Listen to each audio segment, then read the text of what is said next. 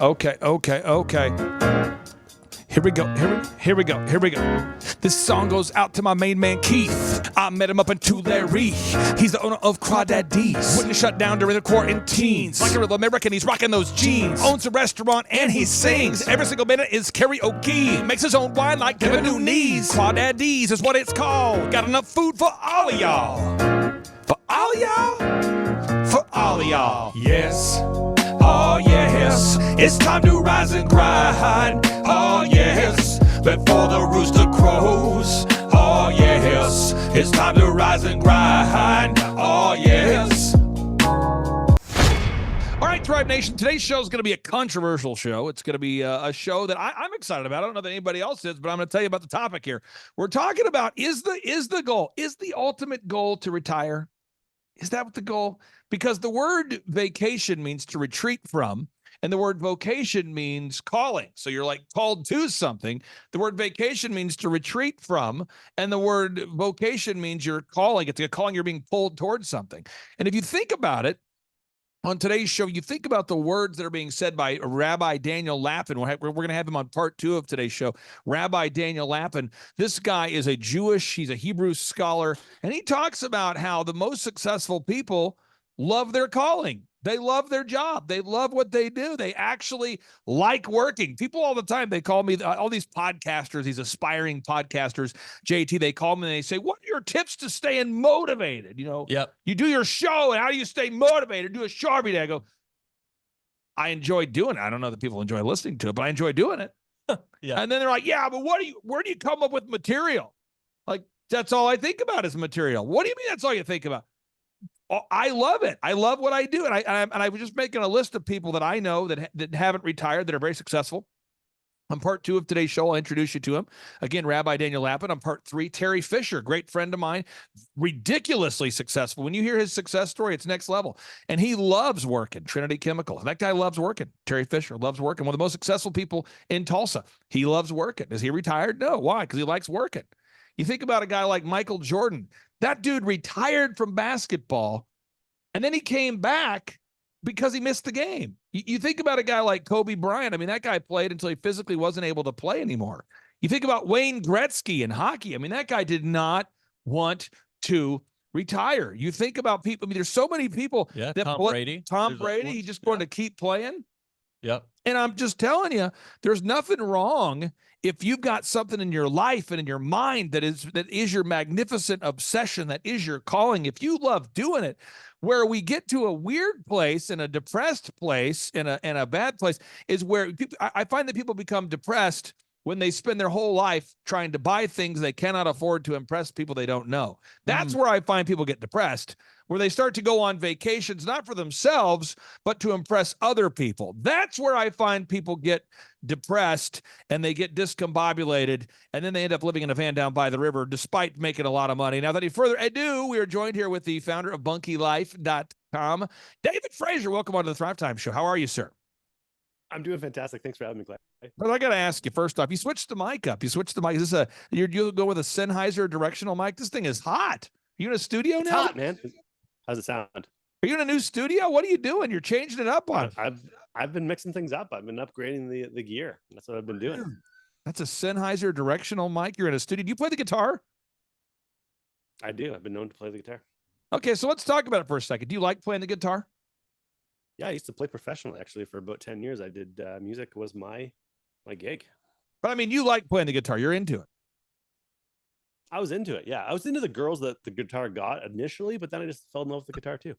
Okay, so let me just tell you. Tell me if this is a dream story. Remember we were in Tulsa, California for one of our events? Yep. We were in California, big conference. We're there, and the owner of the restaurant, his name is Keith. Yeah. I'm going to send this show to Keith, by the way. Keith, in my opinion, is one of the best Americans I've ever met. This guy, Keith. I love this guy, Keith. Okay. Yeah. And Keith owns the restaurant and plays in the band every night. How hot is that? What are your thoughts on that, David Frazier? Does it get any sweeter to own a very profitable restaurant in Tulsa, California, and to be the lead singer of your own band where you play every night? How sweet is that? That is awesome. I think didn't Zach Brown own a joint as well at some point? I think I don't know. I just know that Keith, Too Cool Keith, he's everywhere. I mean, this guy, you know, you met him. Yeah, he was doing great. He also has like security will come in and sing, and waitresses will like grab the mic, and while they're serving tables, they're like singing.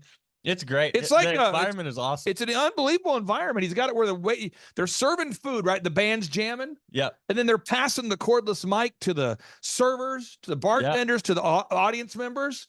Yeah. I mean, that guy has nailed it. You talk about, you say, Clay Clark, what is the vision you have for a perfect life? Too Cool Keith. I mean, that is hot. That deal. He owns the restaurant and he plays in it. I mean, that is great. I mean, my podcast, I do it every day. I love what I do. I'm never tired of it. I never want to run away from it because I love what I do. Want to get your thoughts on this Bunkie Life. I mean, it's an incredible prop up the website right now.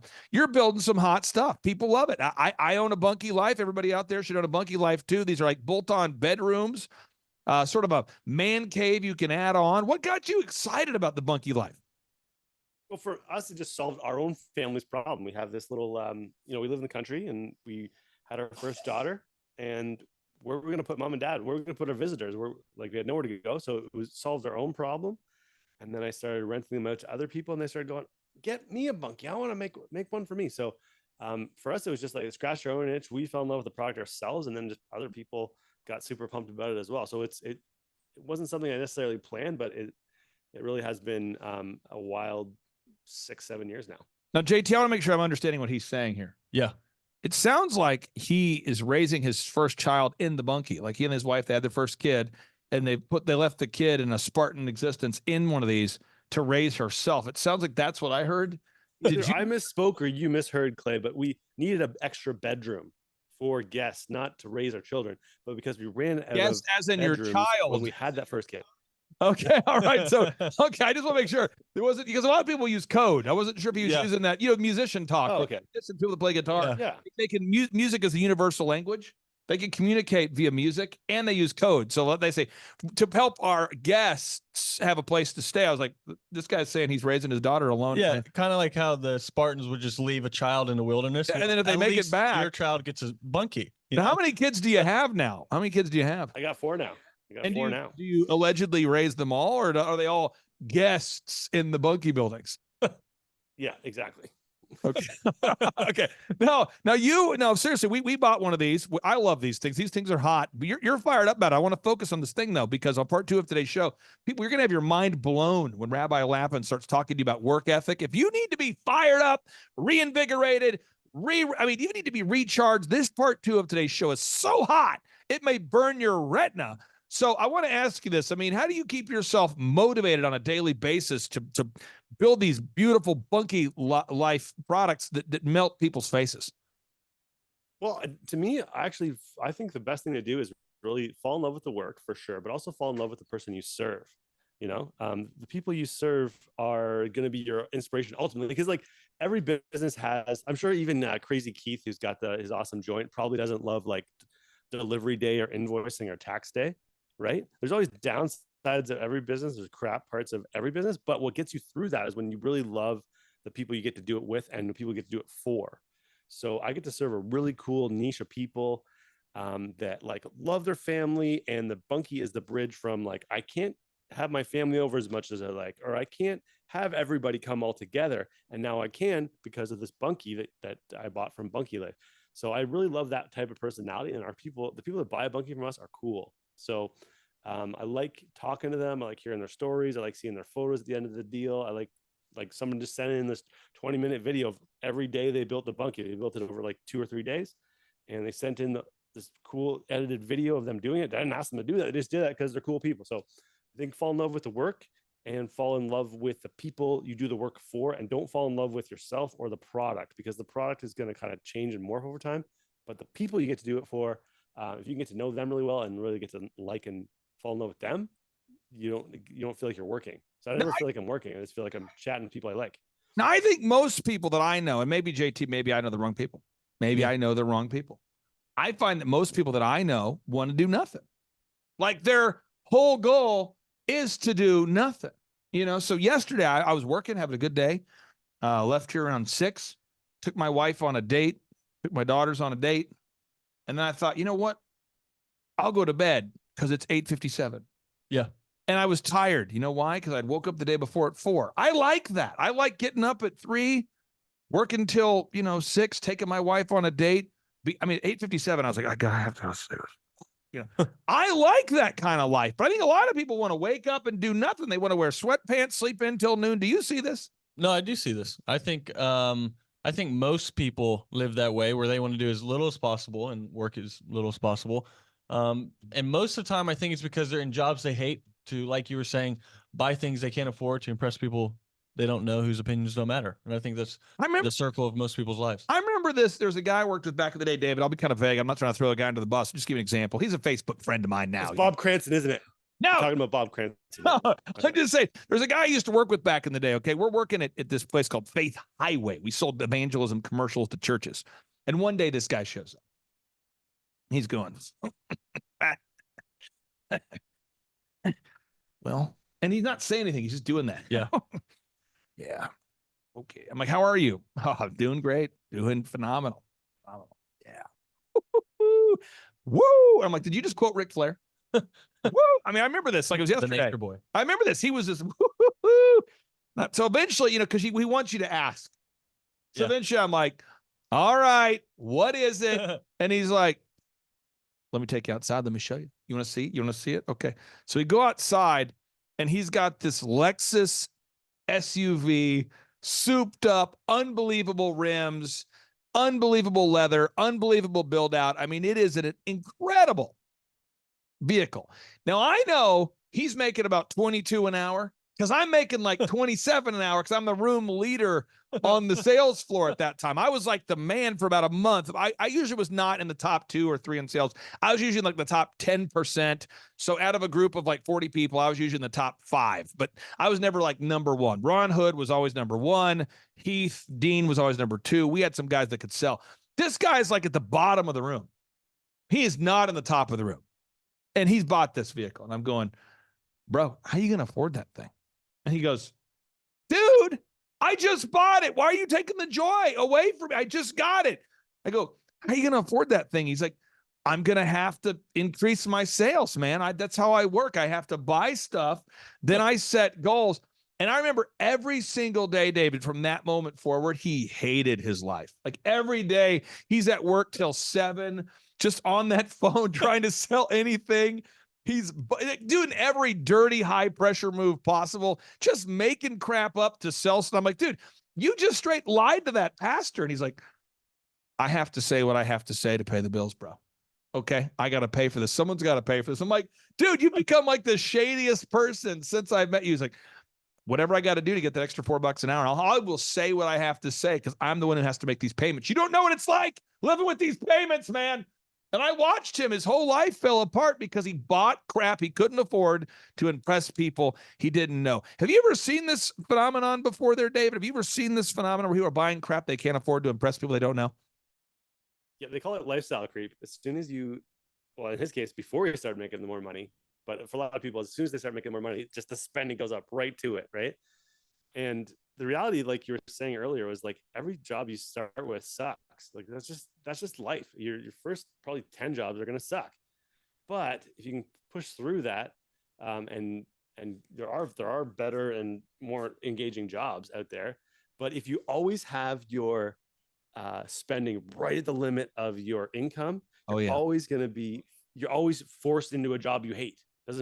You're just forced into it.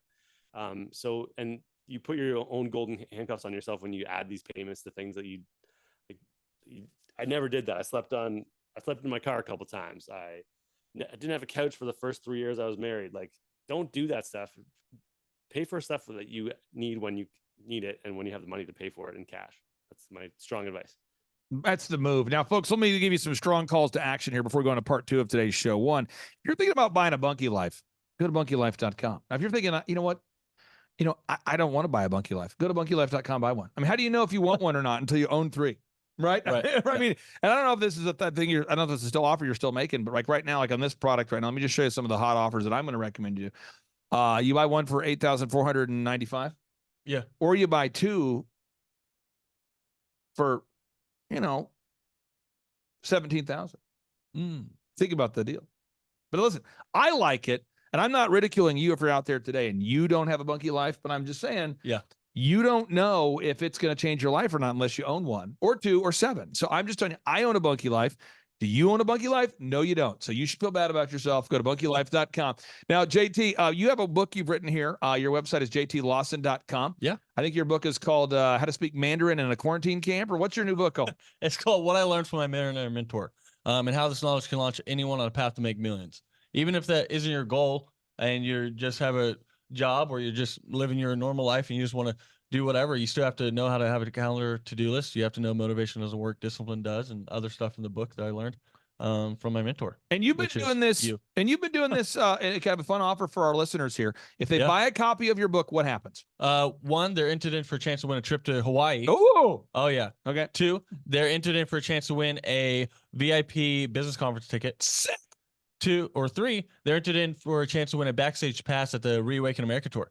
And or I didn't hear you mention that they could live with David as a guest inside a bunkie life for 17 to 18 consecutive months. So, David, I'll give you the final word there. Obviously, I'm not doing a really good job pitching the bunkie life. I sincerely own one. I like it. Yeah.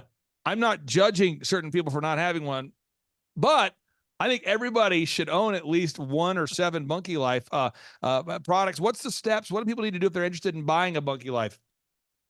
You want to head to bunkielife.com, check out the various products in our lineup, or just book a tour with us. You can go to bunkielife.com/tours. If you're close enough to our factory where we actually make them here in North America, you can come see us in person, or a lot of times we do a Zoom call, much like this call we're on right now. We'll zoom you in, show you different models, talk about your situation, your needs, how we can get it to you. We can ship a bunkie anywhere in North America, and we'd love to have you as a client. David, I really appreciate you putting up with me today. Thank you so much, sir. We'll talk to you next week. Your studio's looking sweet. Thanks, buddy. Thanks for the call. Bye. On today's show, Rabbi Daniel Lapin explains why people that practice the Jewish faith are so disproportionately financially successful, while sharing the secrets of financial success. As you know, the book was spurred by a question I was constantly being asked by good people, people who didn't have a molecule of bigotry in their entire bodies. But people said to me, why is it that Jews are so disproportionately good with money? On today's show, Rabbi Daniel Lapin explains why, in the original Hebrew language, the words work and worship meant the same thing. This might be the most important and powerful point we're talking about today, which is that the word for worshiping the Lord is exactly the same as the word for doing your work for 6 days a week. He explains both the power and the principle of the 6th-day work week. He explains why the original Hebrew language intentionally did not include a word for the English term fair. He explains why the original Hebrew language intentionally decided not to have a word for retirement. We think of retirement in Hebrew as obscene. He explains why money should be viewed as a certificate of appreciation. He explains why that in order to get rich, you must sell the customer something that they want, not something that you want. He explains why being a good person will not necessarily guarantee you financial success. He explains practical steps to increase your personal earnings, and why nobody can become successful when involved in selling something that they believe to be morally reprehensible. And he explains why doing what you love will not guarantee you massive amounts of wealth and much, much more. Money only works because of faith. And this is one of the reasons that the planet has never produced an atheistic regime with a healthy economy. Never happened. Ladies and gentlemen, this show could be the most profound episode of the Thrivetime show that we've ever recorded. Grab a pen and a pad and get ready to enter into the lab and the dojo of mojo about how to create wealth with Daniel Rabbi Lapin. Some shows don't need a celebrity narrator to introduce the show, but this show does. 2 men, 8 kids, co-created by 2 different women, 13 multi-million-dollar businesses. Ladies and gentlemen, welcome to the Thrivetime Show. Now, 3, 2, 1, here we go! Started from the bottom, now we here. Started from the bottom, and we'll show you how to get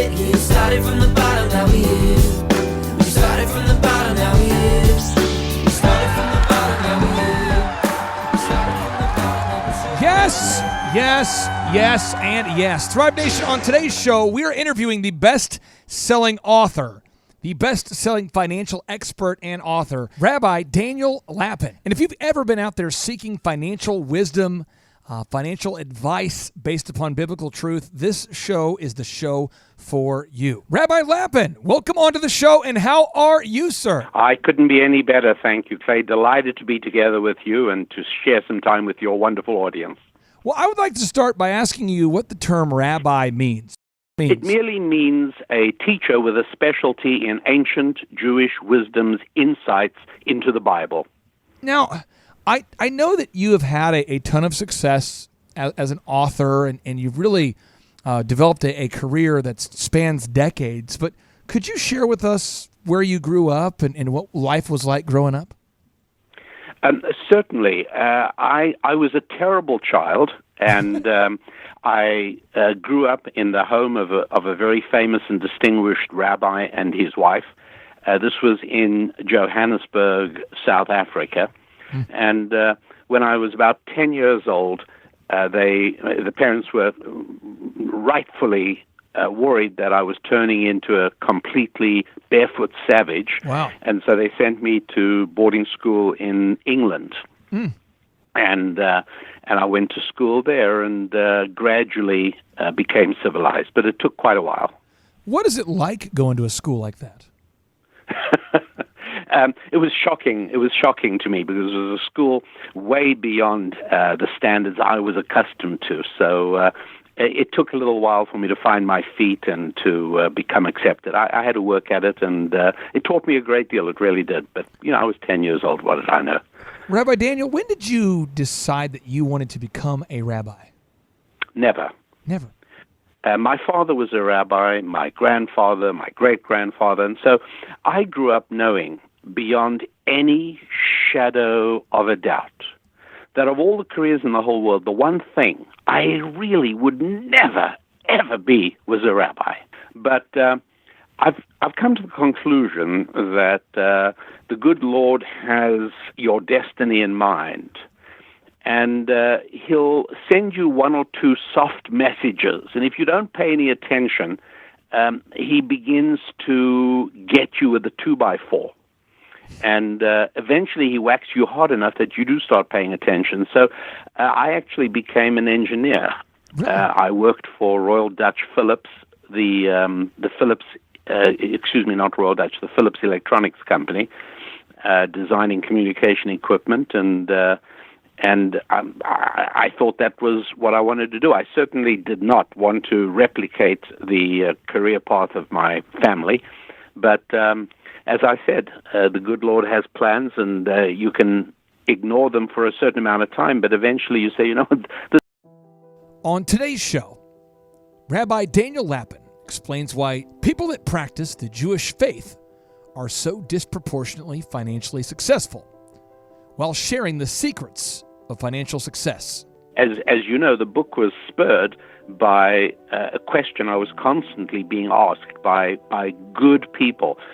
People who didn't have a molecule of bigotry in their entire bodies. But people said to me, why is it that Jews are so disproportionately good with money? On today's show, Rabbi Daniel Lapin explains why, in the original Hebrew language, the words work and worship meant the same thing.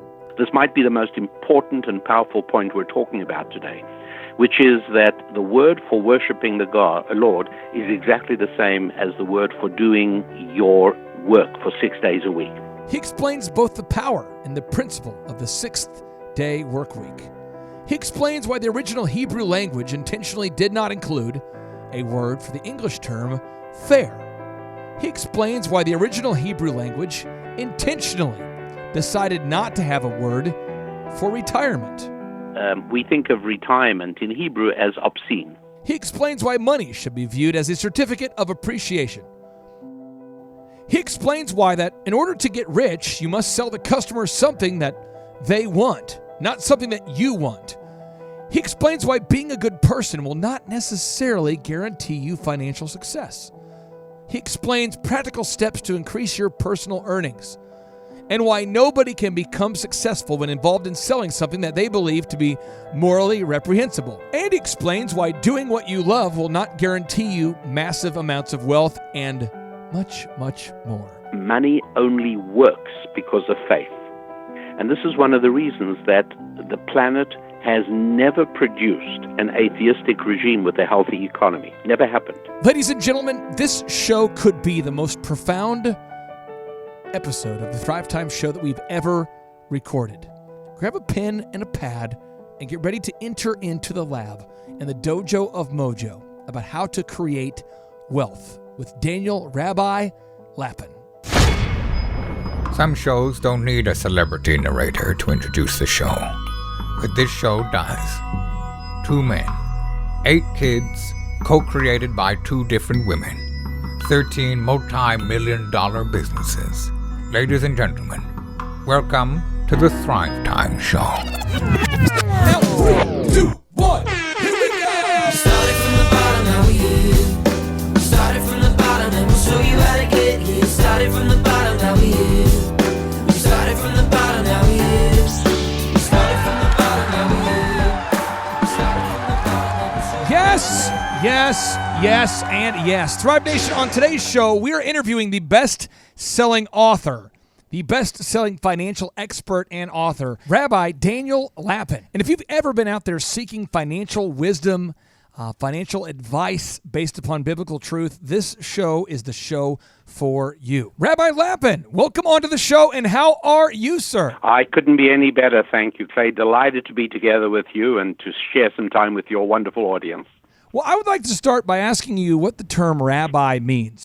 It merely means a teacher with a specialty in ancient Jewish wisdom's insights into the Bible.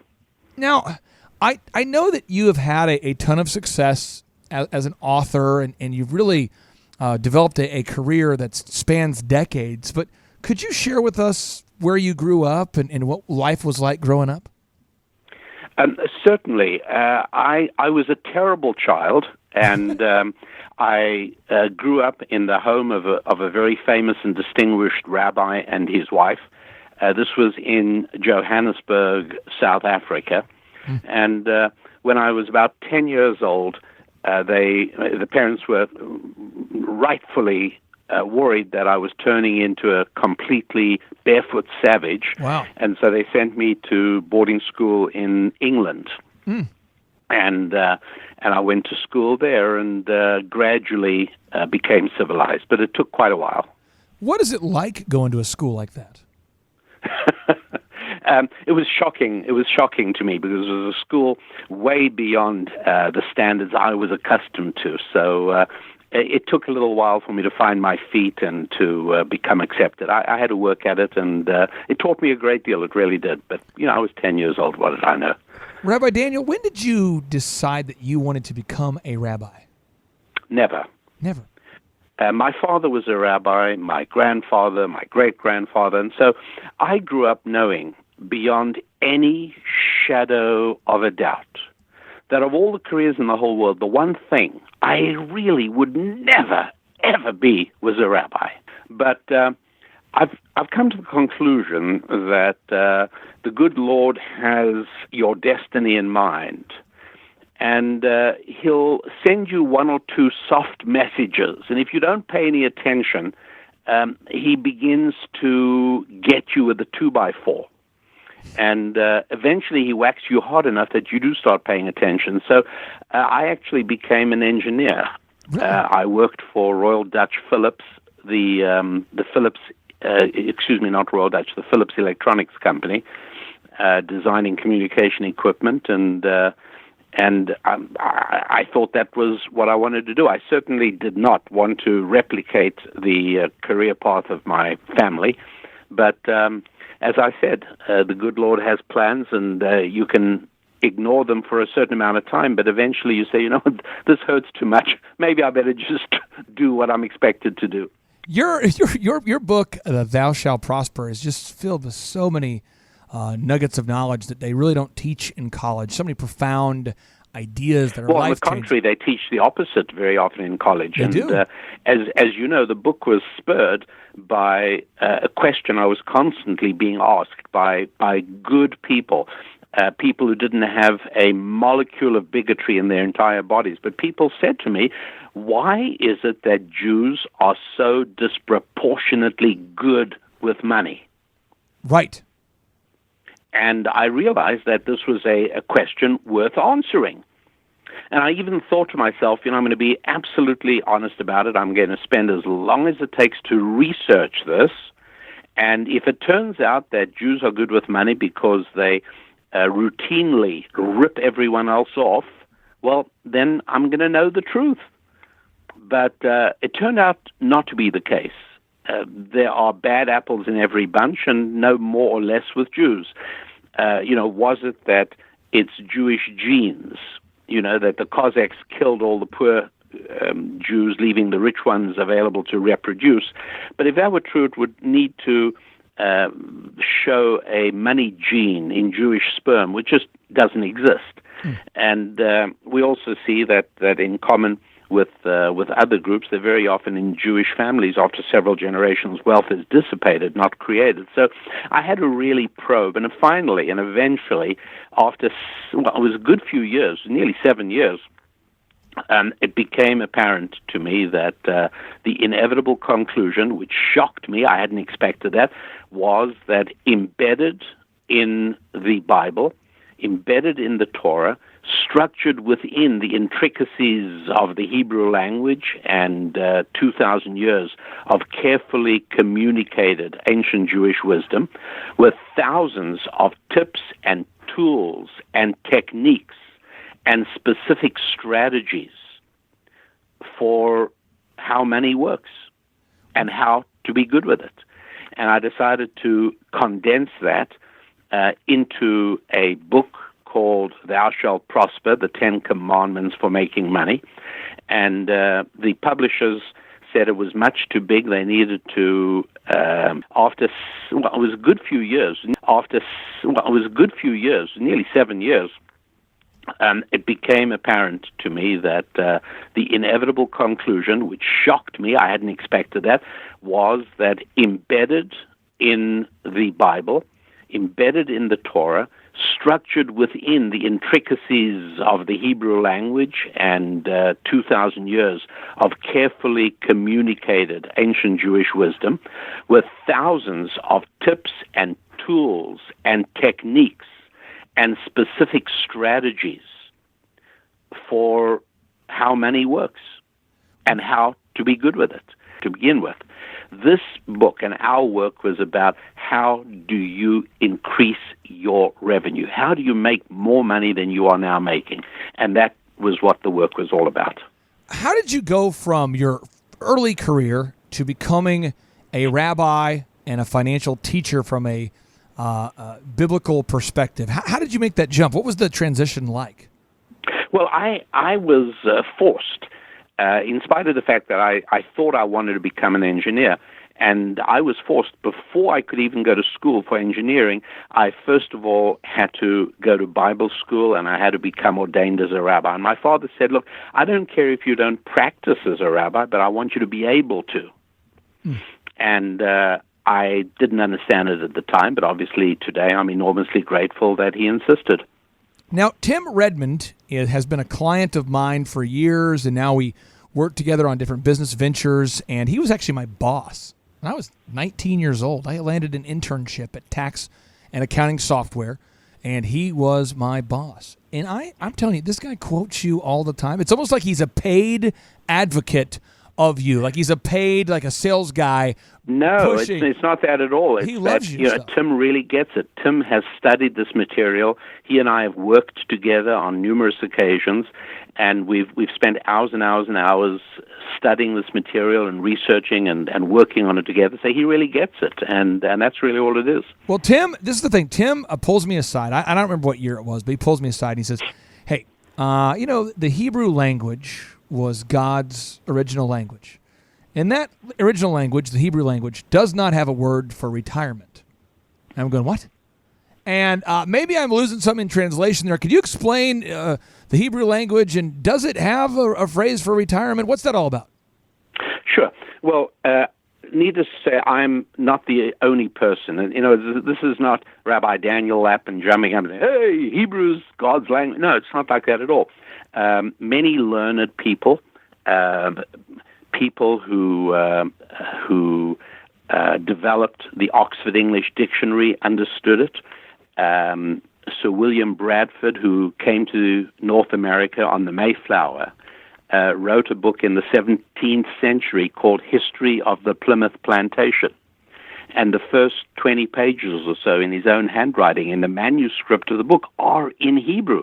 And in those 20 pages, he even explains why he studied Hebrew and learned how to read the Bible in the original Hebrew, the Old Testament.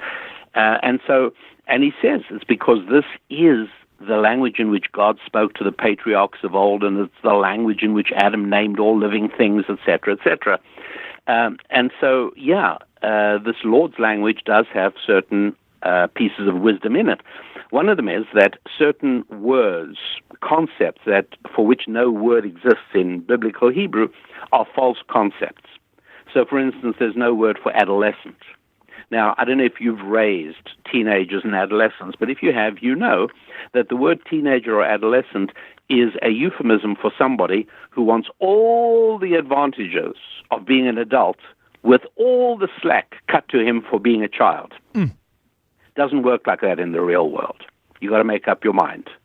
And that's how I raise my children. I'm not interested in your chronological age. I'm interested in your behavior. You can either behave in a way that says you're an adult, or you can behave in a way that says you're a child. Those are the only two choices, and we will treat you accordingly. There's no word in Hebrew for hero. Why is that? Well, what is the most common usage of the word hero? Oh, he's my hero, or who is your hero? That's what you hear all the time. Right. The word doesn't exist. It's a false concept because God doesn't want me to be anybody else but me. He doesn't want me to strive to be like my hero, whoever that is. He wants me to strive to be what he has decided is my destiny. And it's terribly important, particularly in our financial success, in the development of our business personality, that we don't try and replicate somebody we admire, but that we use the information and we use the inspiration in order to develop and grow and ultimately achieve our own destiny. And so retirement is another word that doesn't exist. Why is that? Well, it all flows from a really important principle early in the book, Thou Shalt Prosper. And this is fundamental to the disproportionate financial success enjoyed by the people of Israel. And that is that, look, nobody can ever succeed, no decent person can ever succeed at any activity that deep in their hearts they believe to be morally reprehensible. And so, if you're a decent person and you're working in sales, but you believe that your merchandise is shoddy and overpriced, you'll fail. You can't sell it because your heart's not in it. And so it becomes very important to understand that we become the kind of people that relate to the moral vision that we hold. And so if you believe that making money is essentially taking money, if you believe that profit is essentially plunder, then you'll never be very good at making money because you have moral qualms about it, thinking that you're taking. And by the way, many people are like this. The babysitter we had working for us Saturday night 3 weeks ago, I noticed when we came home and I wanted to pay her, I said, how much do we owe you? And her eyes went down to the carpet and her toes started tracing patterns. She was uncomfortable to say, you owe me $40, because she felt she was taking my money. And so I had to explain to her, I said, look, we want to pay you. We want to pay you what you ask for. And if it's too much, we won't use you again. If it's right, we want to be able to use you again. So please don't be shy about saying how much you want. You're not taking anything from us. You gave us an evening out. You follow what I'm saying? Yes, because money is just a certificate of appreciation and performance. That's exactly right. And the problem with retirement is that what you're essentially saying is, hey, I've got enough, so I'm getting out of here. To which I say, hello, you've been my doctor or my dentist or my bookkeeper or my shoe polishing guy, or I don't care what it is. But for the last 20 years, you've been taking care of a need I have in my life, for which I've been happy to pay you. And now you tell me, sorry, you're not, like, well, what's with you? What are you doing instead? What, you going to play golf instead of taking care of me? Well, that suggests that all along you weren't in this to take care of me, but you were in it just to get what you could get out of it. Now that you got enough, you're done. So in that sense, we think of retirement in Hebrew as obscene. This is a verse. I know that. Can you explain to listeners out there the difference between Christianity and Judaism, just so that the listeners out there who... Nope, I can't, for several reasons. Okay, sure. Number one is I only know about Judaism. Okay. Number two, that's theological, and I have zero interest in theology. Okay. Theology is what men think about God. Okay. And I'm just, much of what men think about men is wrong and silly. I'm certainly not interested in what men think about God. I'm really only interested in what God thinks about man. That's not theology, that's Bible. So I'm sorry, but that's a question I simply can't answer. Love it. Not my field. I love the directness of it. This is, maybe I'll try it this way. I have a Bible verse that I quote often, and I quote it quite a bit. It's Colossians 3:23-24. It says, whatever you do, work at it with your heart as working for the Lord, not for human masters, since you know that you will receive an inheritance from the Lord as a reward. It is the Lord Christ you're serving. Do you share the same view that you're working as unto the Lord? It's like you're working to honor God. Do you view it the same way or no? Okay, so again, I don't know the New Testament. Got it.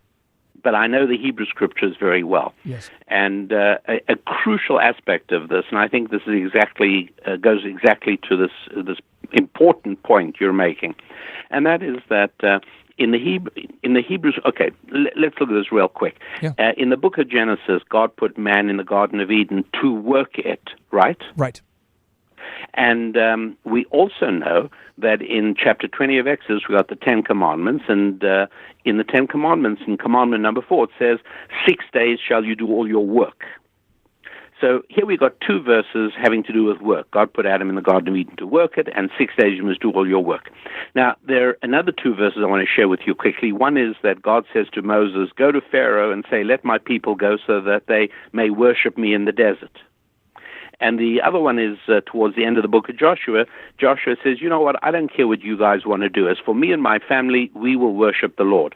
Now, in the last 40 seconds, I've shared with you 4 verses.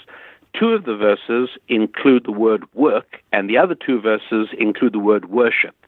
What you don't know, none of our listeners know, is that in the Hebrew text, there's only one word for all those 4 instances, which is an incredibly powerful thing. This might be the most important and powerful point we're talking about today, which is that the word for worshiping the Lord is exactly the same as the word for doing your work for 6 days a week. In other words, to put it very directly, taking care of business is another way of worshiping God. One of the ways, by the way, that in English we say customer service and worship service, recognizing this fundamental reality that in taking care of our customers, we're also serving God. I am probably going to have to put that on repeat 40 to 50 times in a row because it's so mind expanding. And I read this book called Think and Grow Rich years ago by Napoleon Hill. Oh, sure, Napoleon Hill, yeah. And I'm reading that book because my boss told me I had to read it or I'm fired. He said I was like a ship without a rudder. He says, you're a ship without a rudder. You got to read the book. And Napoleon Hill said if you over-deliver, eventually you'll be overpaid. And he goes, just exceed the expectations of every person on every transaction. And that really helped me because I grew up without any money. And there's just so many powerful concepts in your book, and I want to ask you about this one. The concept of businessman, being a business person. How do you, in your book, Thou Shalt Prosper, you talk about this a little bit. But the Hebrew concept of businessman, I believe, and again, I'm just making sure I'm getting my notes right because I've got notes everywhere, is a man of faith is a businessman. Can you kind of explain that? And where am I getting that wrong? Sure. No, you got that exactly right. That in Hebrew, the word for a business professional is also a person of faith. And that is the reason why history's most effective engine of wealth creation, namely the United States of America, puts not on the walls of its churches where you would have expected the phrase, but on its currency, the phrase, "In God we trust." And that's because if you're in church, you kind of probably already know that, so you don't need it on the wall of churches. But what you need to know is that money only works because of faith. And this is one of the reasons that the planet has never produced an atheistic regime with a healthy economy. Never happened. And the most religious, the most Bible-centric country on earth, which is the United States of America, is also the engine of greatest prosperity. I'll go further than that and point out that in the 1,000 years, from the year 900 to the year 1900, no indigenous capital market ever grew in a non-Christian country.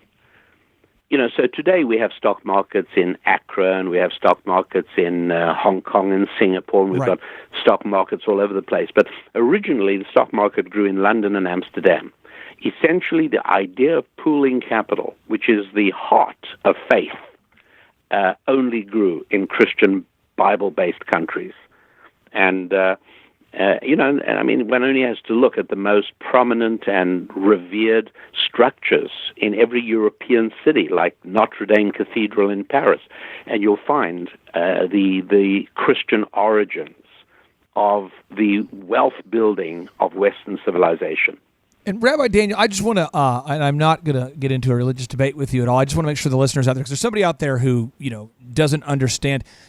With Judaism, you really have a deep knowledge of the Old Testament. Is that correct for anybody out there who's unclear in their mind of? Yes, it is. And it's also important for everyone to understand, I'm not saying you have to be Jewish to succeed with this book.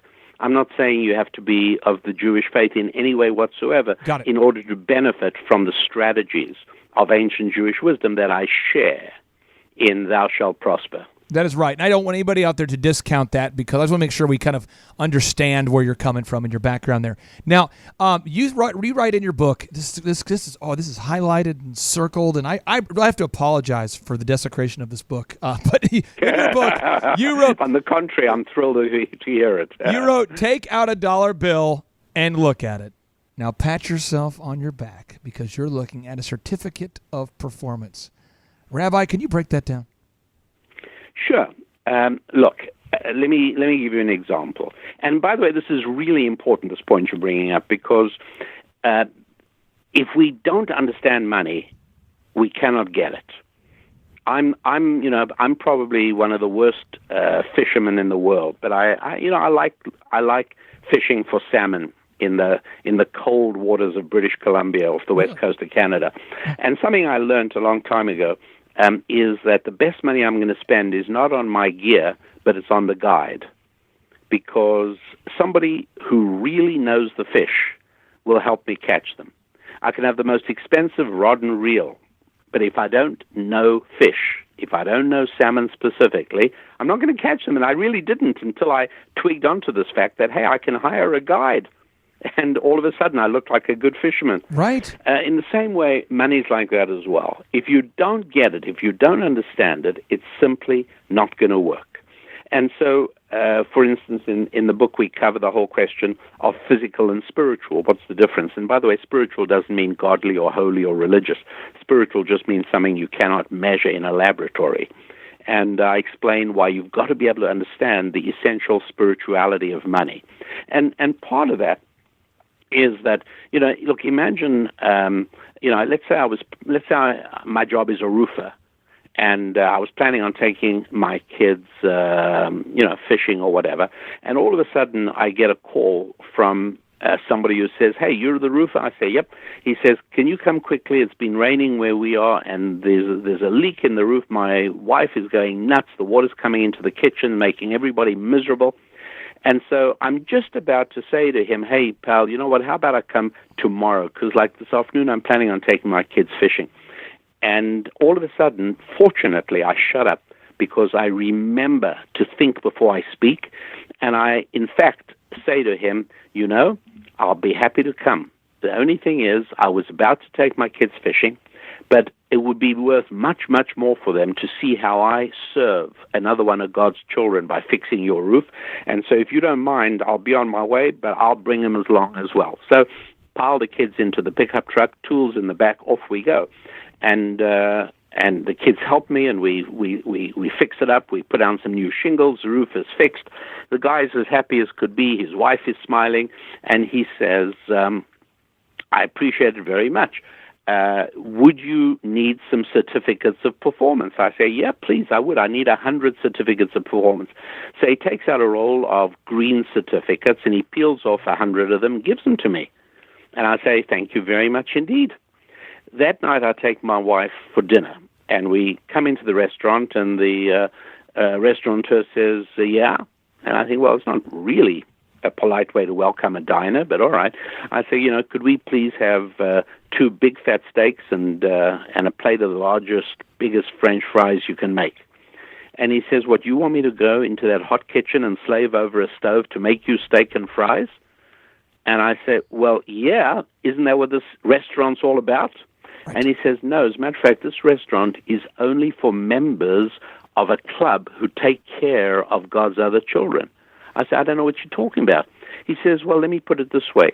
Could you prove to me that you've taken care of anybody else today?" I said, "Well, as a matter of fact, I can." He said, "How are you going to do that?" I say, "Right here in my pocket. The person I took care of this afternoon gave me 100 certificates of performance." He said, "Well, why didn't you say so before?" Brings me a great meal. At the end of the meal, I say to him, "Now, would you like any certificates of performance?" He says, "Yeah. My kids have to go to the dentist tomorrow, and our dentist only takes care of people who've taken care of other people." And he says, "So I'd need 60 certificates of performance from you." So I happily peel off 60, and I give them to him, and off we go. We are all part of the club of human beings who take care of other human beings. Beautiful. I don't understand. I grew up very, without money. I grew up very, very limited resources. I don't understand the argument mentally, financially, spiritually, as you defined it, the argument for socialism. How can anybody with a sound mind advocate for socialism right now? How do you... It's not an accident that almost without exception, socialists are people who do not share biblical faith. Socialism almost always goes together with atheism. Now, what's this mean? It's very simple. One of the big differences between a person who has a spiritual awareness and somebody who thinks the world is confined to only the material is that people who think the world's confined to the material think that a human being is nothing other than about $10 worth of cheap chemicals. Like a bunch of nitrogen, a bunch of oxygen, a bunch of carbon, some hydrogen, some potassium, and all of this mixed together, produces. And anyway, so that biological determinism is an atheistic and physical view of the human being. A person like that says a human being is just a body. I don't think that's right. In fact, I'm willing to state with some certainty that it's not right, not out of faith, but out of life experience and financial experience. I think people are both body and soul. Now, one of the big differences between physical and spiritual, and I can wrap this up and bring it in for a landing very easily, is that that an example of a difference is a saxophone is physical because you can take it into a lab and weigh it. You can measure it. A saxophone's made out of 5 pounds of brass and, and carefully arranged and structured. That's what a saxophone is. And if I have it on the table in front of me and when my attention is diverted, you run in and take it away. Now you've got the saxophone and I'm without a saxophone. That's how physical things work, because it's a rule of physics that any physical object can only be in one place at one time. This is an expansion of Einsteinian principles of time-space. Any physical object can only be in one place at one time. However, a tune is not a physical thing. It's a spiritual thing. There's no instrument in the world, no lab in the world capable of measuring a tune to see whether it's the kind of tune that would make people happy or sad or make men march off to war or whatever it is.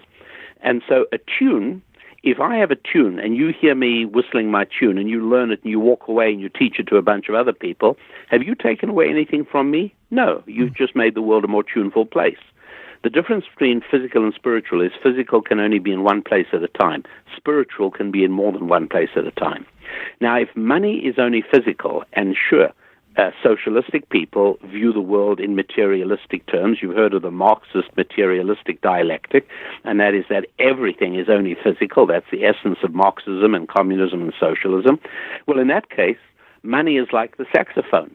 And if I have some, and this is really important, if I've got it, that must mean there are a whole bunch of other people who don't have it, because I must have taken it from them.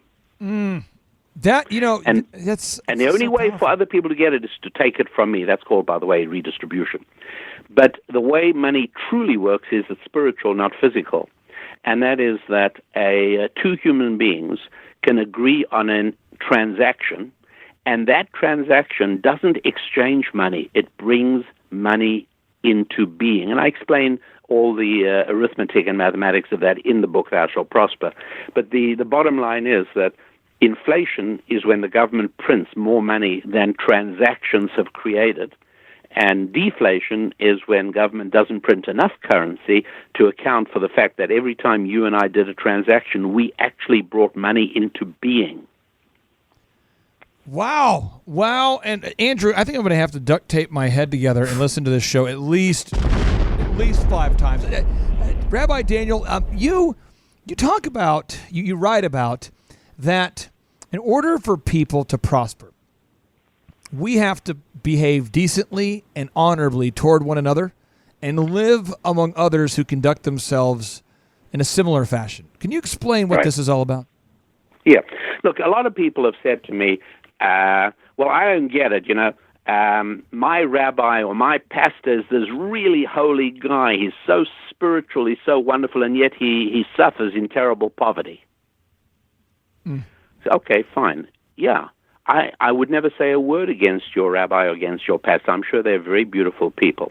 Let me give you an example. How about a guy who is a beautiful human being, lovely person, loving, kind, compassionate, spiritual, godly, virtuous in every possible way, wouldn't hurt a fly. And he climbs to the top of a 20-story building, and he steps out the window. Well, he starts moving towards the ground really, really quickly. And it's kind of a thrilling ride for about 4 seconds, but it comes to a very abrupt end in a way that kills him. And then he comes before the good Lord, and he says to him, I don't get this, Lord. I'm such a good person. I'm so kind to people. I pray to you twice a day. I give charity. I tithe my money. How could you let me die? And God says to him, well, I gave you a set of principles, both physical and spiritual. And one of the sets of physical principles that I put there in the world for you to learn is that if you step out of the window on a 20th floor, you're going to come to a very painful end. Why didn't you pay attention to that? Did you really think that the fact that you are good and virtuous can take the place of actual knowledge? And so I say exactly the same thing to the poor rabbi or the poor pastor. I say, of course you're a good and kind person. That's lovely. But did you really think that that's enough to make money? No. God wants you to have certain information, which, by the way, is why the Old Testament is filled with financial data.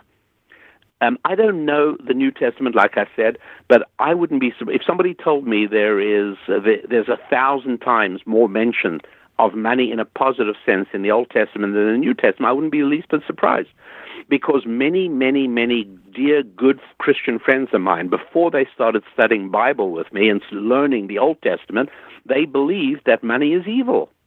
And when you believe money is evil, I promise you, you're not going to get any. Right. You. And so the Old Testament teaches these principles about not stepping out of the 20th floor window. In other words, it's not enough to be a good person. That doesn't stave off poverty. God wants us to do actual specific things. And what those are some of the things we're talking about. You talk about, you write about the idea that in order to be a successful person, you can't promise more than you're going to deliver. You have to actually promise less than you're going to deliver. Can you You've got to over deliver always, yes. Now, you talked about how businesses that don't do something valuable for others do not survive and should not survive. Profit is a way to measure how useful a business is. This doesn't ever change. I'd love to have you share more about that. Sure. So there is somebody in New Zealand that I'm coaching at the moment, business coaching. And here's how our engagement began. This person told me the business he started and what he is supplying to customers in New Zealand and how he's advertising and marketing, and it's just not working. And I said to him, what made you decide to sell this particular thing at the particular price you're selling it at? And he said, I just believe deep in my heart that it's what people need and that I'm providing a real value. And so I said to him, look, part of ancient Jewish wisdom is that I am sometimes going to help you collide with reality. And like any other collision, a collision with reality can be very painful. And I'm going to tell you that we don't really care about what you believe. That's not the point. The point is that only the market can determine value. And so you think that the market needs this thing, and that's because you are in love with this particular type of product.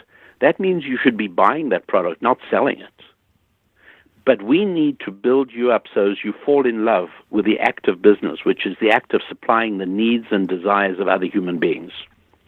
And if that was really what motivated you, you would have done research to find out what people really want in your neighborhood in New Zealand, not decide in advance what you want to sell them. And so that is very much at the core of what we're talking about. Understanding that it is the market out there, that it's what people want. The idea of being in business is serving God's other children. And you can only do that by finding out the things that they want and they need and they desire and then providing them, which is why one of the stupidest things that anybody ever tells new graduates is, oh, now that you've finished your studies, you're leaving school, you must find a job doing what you love doing. Well, that's rubbish. That's an unbelievably selfish piece of advice, which will never work. Take me, for instance. I love boating. I'm yet to find anybody who's willing to pay me a nice living for going boating. Right. It's irrelevant. What I got to do is find out what people around me need me to do, and then I got to learn to love it. You are just a man who is filled with so much wisdom, and I just think everybody should go out there and pick up Thou Shalt Prosper. There's just so many great concepts in there, and I wanted to seek your wisdom on two more questions there, Rabbi Daniel. Yes, of course. What are the most costly and harmful habits that you see stopping most people from having success or growth or profitability with their business or their lives? Well, it's not necessarily the same thing for there are things that people can do that harm their marriages and their businesses. And I'm so interested that the way you phrased the question included both those areas in terms of family. And let me give you an example. One of the most fundamental principles of a sexual relationship is that it has to be between two people. It can't be one person. Okay. And if it is, most people are embarrassed about it and they don't talk about it. People might say, you can pick me up at 8, I've got to take a shower first. But they'll never say, pick me up at 8 because I first have to shower and you'll pardon me, provide myself with sexual satisfaction. Nobody would ever say that because there's an embarrassment because you're not providing anybody else with anything. And we human beings were created by God to be givers, not takers. And so that's one of the reasons that that particular solitary activity is shameful. As much as, Bill Clinton had a surgeon general who had a fire because she was obsessed with trying to normalize and popularize that particular solitary behavior. True. People weren't interested in it because deep down in our souls, we all know that sex is a gift for bringing together two people. It's bringing joy to another person. And that's particularly important, particularly to a man. It's not a case of seeking self-satisfaction. It's providing somebody else. Now, if you fail to grasp that, you're just not going to be very good at marriage. Exactly the same thing is true for business. And that is, you have to be obsessively preoccupied with fulfilling the needs of another person. That couldn't be more fundamental and basic. It's not about you, it's about the other person. And so in both those areas, both family and marriage, both family and business, the idea is learning to find the thrill in bringing pleasure, satisfaction, joy, and enthusiasm to another human being. So that's absolutely fundamental, and it's very, very interesting that you can buy books on how to build a boat. You can buy books on how to build an airplane in your basement. You can buy books on how to build a log cabin. And in all of those cases, those things you build are going to work just fine. They really are. Boeing builds planes, and other than a few sad exceptions, they don't fly 98% of the time. They fly 100% of the time. Right. When people build ships, with the sad exception of the Titanic, ships float 100% of the time. When an architect builds a building, it stands. It's not like 84% of this guy's buildings stand. They all stand. Right. But when people set out to build a marriage, the success rate is only about 70%. When people set out to build a business, the success rate's even lower than that. So why is it that it's so easy to build a building or a ship or an airplane?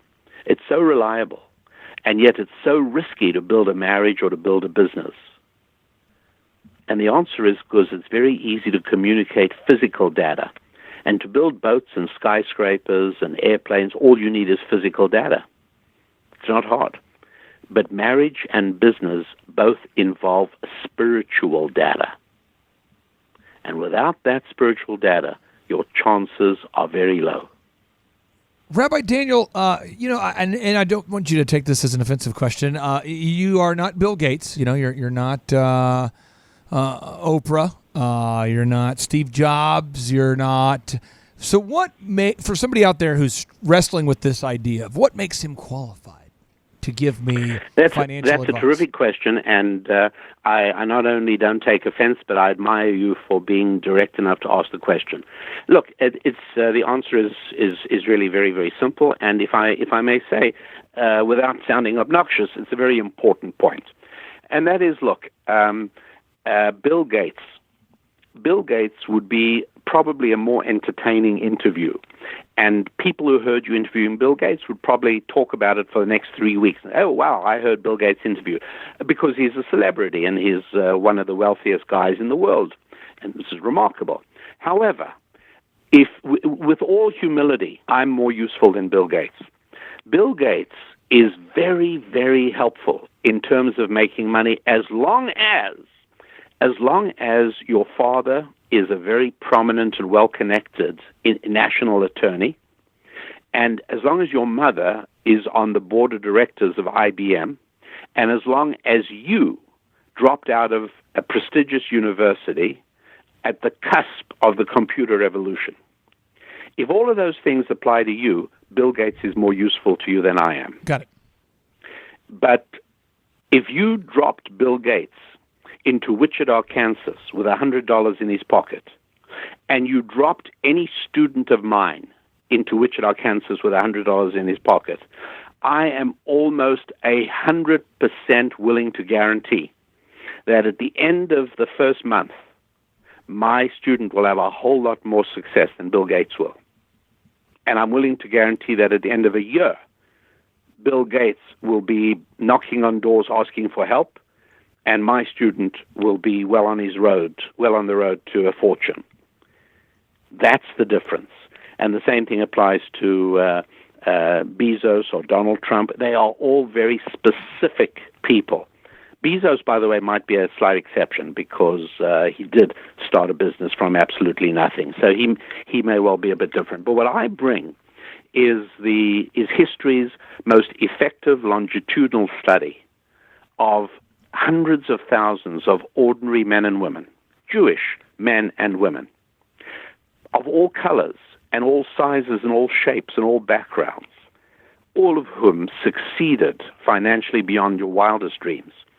There are people who started huge businesses in America, like CVS Pharmacy and Commodore Computers and Chappelle Construction, that was started by people who came out of World War II with their families destroyed, with their backgrounds destroyed, with their wealth destroyed. They came as broken, penniless people. And they became giants of commerce. They became multimillionaires. Using what?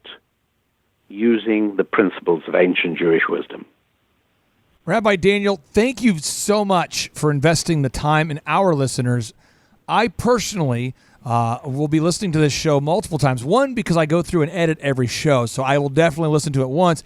But there's certain shows where I'll listen to the show 2 times or 3 times, and then your book, it's so practical, but yet it provides so much context, so much richness of wisdom. If you had to recommend one of your books to the listeners out there, is there a certain book you'd recommend? And then I'll let you get back to doing what you do. I would recommend either start with Thou Shalt Prosper, okay, and then move on to Business Secrets from the Bible, or you can start with Business Secrets from the Bible and move on to Thou Shalt Prosper. Well, we're going to put a link to the show notes right now, and let's get you have Thou Shalt Prosper, which I've read, and the other book title there, Rabbi, was what? Business Secrets from the Bible. Business Secrets from the Bible. We're going to buy one right now on Amazon. That way we're starting the momentum here. Thank you for investing in our listeners, and I just hope you have an awesome day.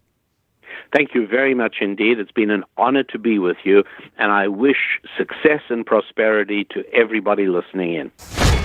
In 1938, the Fair Labor Standards Act was passed, created, and put into law.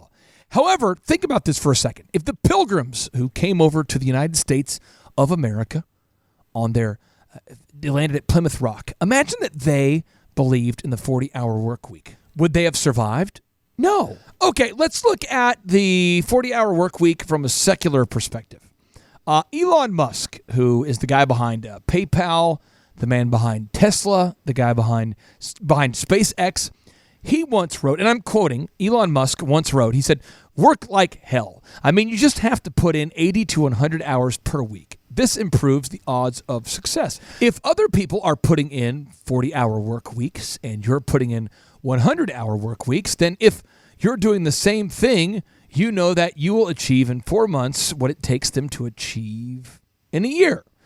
My friend, the point is the 40-hour work week will enslave you to poverty. I can't think of examples. I've read autobiographies about Conrad Hilton. I read the biographies of Russell Simmons, Dale Carnegie, Phil Knight, Larry Bird, the basketball player, the founder of Starbucks. I can go on and on and on. The In-N-Out story, the Quick Trip story, the Southwest story. None of those people worked 40 hours a week. If you want to be poor, work 40 hours a week. But if you want to succeed, you have to believe in and act upon the 6th day principle. You just have to work 6 days. You cannot get ahead if you're working 40 hours a week. It's not possible. If you're out there and you're a Christian and you want a Bible verse you can print out and put on your mirror and put on Facebook and wherever you're going to see it, Exodus 16:5 reads, "On the 6th day, they are to prepare what they bring in and that is to be twice as much as they gather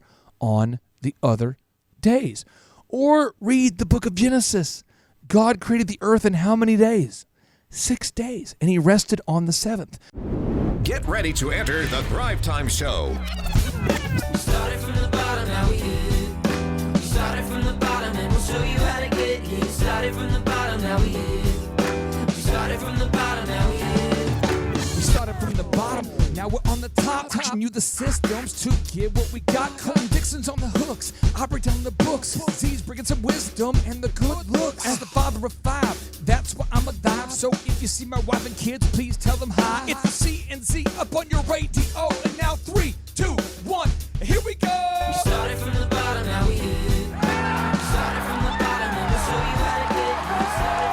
Oh, Thrive Nation, welcome back to the Thrivetime Show on your radio. And on today's show, we have a really special opportunity for you to meet a good friend of mine. You see, the year was 1999, and my wife was a cheerleader at Oral Roberts University. And her coach and sponsor, her name was Julie Fisher. And my wife was going to college at Oral Roberts University in Tulsa, Oklahoma. She was a cheerleader and a coach. My wife helped coach and cheer, and a very talented cheerleader, very, very skilled. And Julie said, as one of the top sponsors, she said, "Could you watch my house? We're going on vacation." And so I, was dating Vanessa at the time, and I swung by the house after the Fishers returned home, and I thought, wow, this house is massive. Now, mind you, I never grew up in a home with granite countertops. I had never seen hand-scraped wood floors. I'd never been into a neighborhood with a gate. So I get the gate code, I type it in, boop, boop, boop, boop, boop, and it opens, and I drive in, and I'm going, oh my gosh, these houses are massive. What in the world? I wonder if the people who live here must be rich. And Terry was the guy who owned the house, who built the businesses that allowed he and his wife to achieve time freedom and financial freedom. Terry Fisher is the co-founder of Trinity Chemical. And Trinity Chemical Industries was founded in 1985 by Terry and his partner with the purpose of identifying and meeting the needs of various bulk liquid shippers utilizing rail equipment. The railroads were really in the early stages of deregulation, and they were fighting to keep their market share of transported chemicals. Long story short, they started out in a 10-by-10 office cold calling businesses to earn their businesses. Companies like Exxon, just big oil and gas companies, big chemical companies. And they, for 3 consecutive years of cold calling, they found no water in the well. And then upon 3 years, they started landing some deals, and the rest is history. It's Trinity Chemical. So we had our workshop this past month here at our beautiful Thrivetime Show world headquarters in beautiful Jinx, America, on the left coast of the beautiful Arkansas River, where the water is sometimes in the river. And so we had the workshop, and, you're greeting people. I'm shaking hands, and I look over here. Somebody's from Guam over here. Somebody's from Florida. Somebody's from Canada. The poor guy from Canada, his flight got delayed, so he drove here. True story. So we had a guy from California, guys from Las Vegas. We've had people from Australia. We've had people from all over the place attend. And guess who's attending?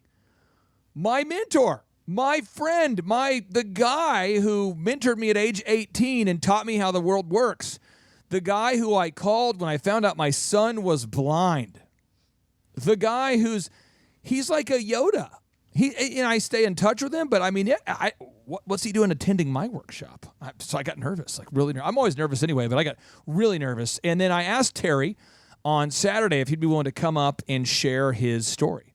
And so now, without any further ado, Terry Fisher, the co-founder of Trinity Chemical Industries, is going to share with you some mentor moments, some mentor magic, the kinds of things you can get at our workshops and the kinds of things that you can only get through the power of a mentor or a business coach. Because over time, you will become the average of the 5 people that you spend the most time with. Again, you will become the average of the 5 people that you spend the most time with. To quote Tim Ferriss, the best-selling author of the 4-Hour Work Week, you are the average of the 5 people you associate with the most. That's Tim Ferriss. You might say, well, I don't like Tim Ferriss. You know, I don't agree with Tim Ferriss. I'm not a big Tim Ferriss guy. I don't like him. I frankly prefer the Thrivetime Show podcast. Okay, fine. But Proverbs 13:20. Oh, now you're just using the Bible against us. Well, Proverbs 13:20 states, "Walk with the wise and become wise, for a companion of fools suffers harm." Walk with the wise and become wise, for the companion of fools suffers harm. What does that mean? It means that Tim Ferriss is just paraphrasing what's in the Bible. It's a proven concept. If you hang around with morons, you're going to become a moron. The people around you begin to set your expectations. They begin to define your normal. And so now, without any further ado, my interview live from the workshop with the man, the myth, the legend, Terry Fisher. If you don't know who Terry Fisher is, check out his website. It's tcixrail.com. tcixrail.com. And before the haters begin to ask, no, his website is not optimized. Why? Because he has thousands of customers and he gets them in a very different way than search engine marketing. It's very business to business, relationship driven. He's been around since 1985. The year that Marty McFly went back in time. Remember that? So, without any further ado, here we go. Our interview with Terry Fisher from the Thrivetime Show Workshop. I remember it, like it was yesterday. Hit the button, gate opens. I drive. All the houses are nice. People are mowing their lawns. There's no refrigerators on the lawns. There's no buses. There's no rednecks. Nice home. Nice wife. Upon further review, nice daughters. Nice guy. Over time, as I was dealing with life, I'd call Terry up. We did, probably half dozen lunches. And each time, I would leave with a notebook filled with information about how to be a better dad and how to be a better husband. And I only came for business questions. And I got the business questions answered real fast, but the dad and the husband questions were the ones that changed my life. Like, it was absolutely, and so I did not know you were going to be here. And so I see your daughter and you, and I'm going, Santa's here. So I wanted you to meet Santa. So without any further ado, let's put our hands together for Mr. Terry Fisher here. Yeah.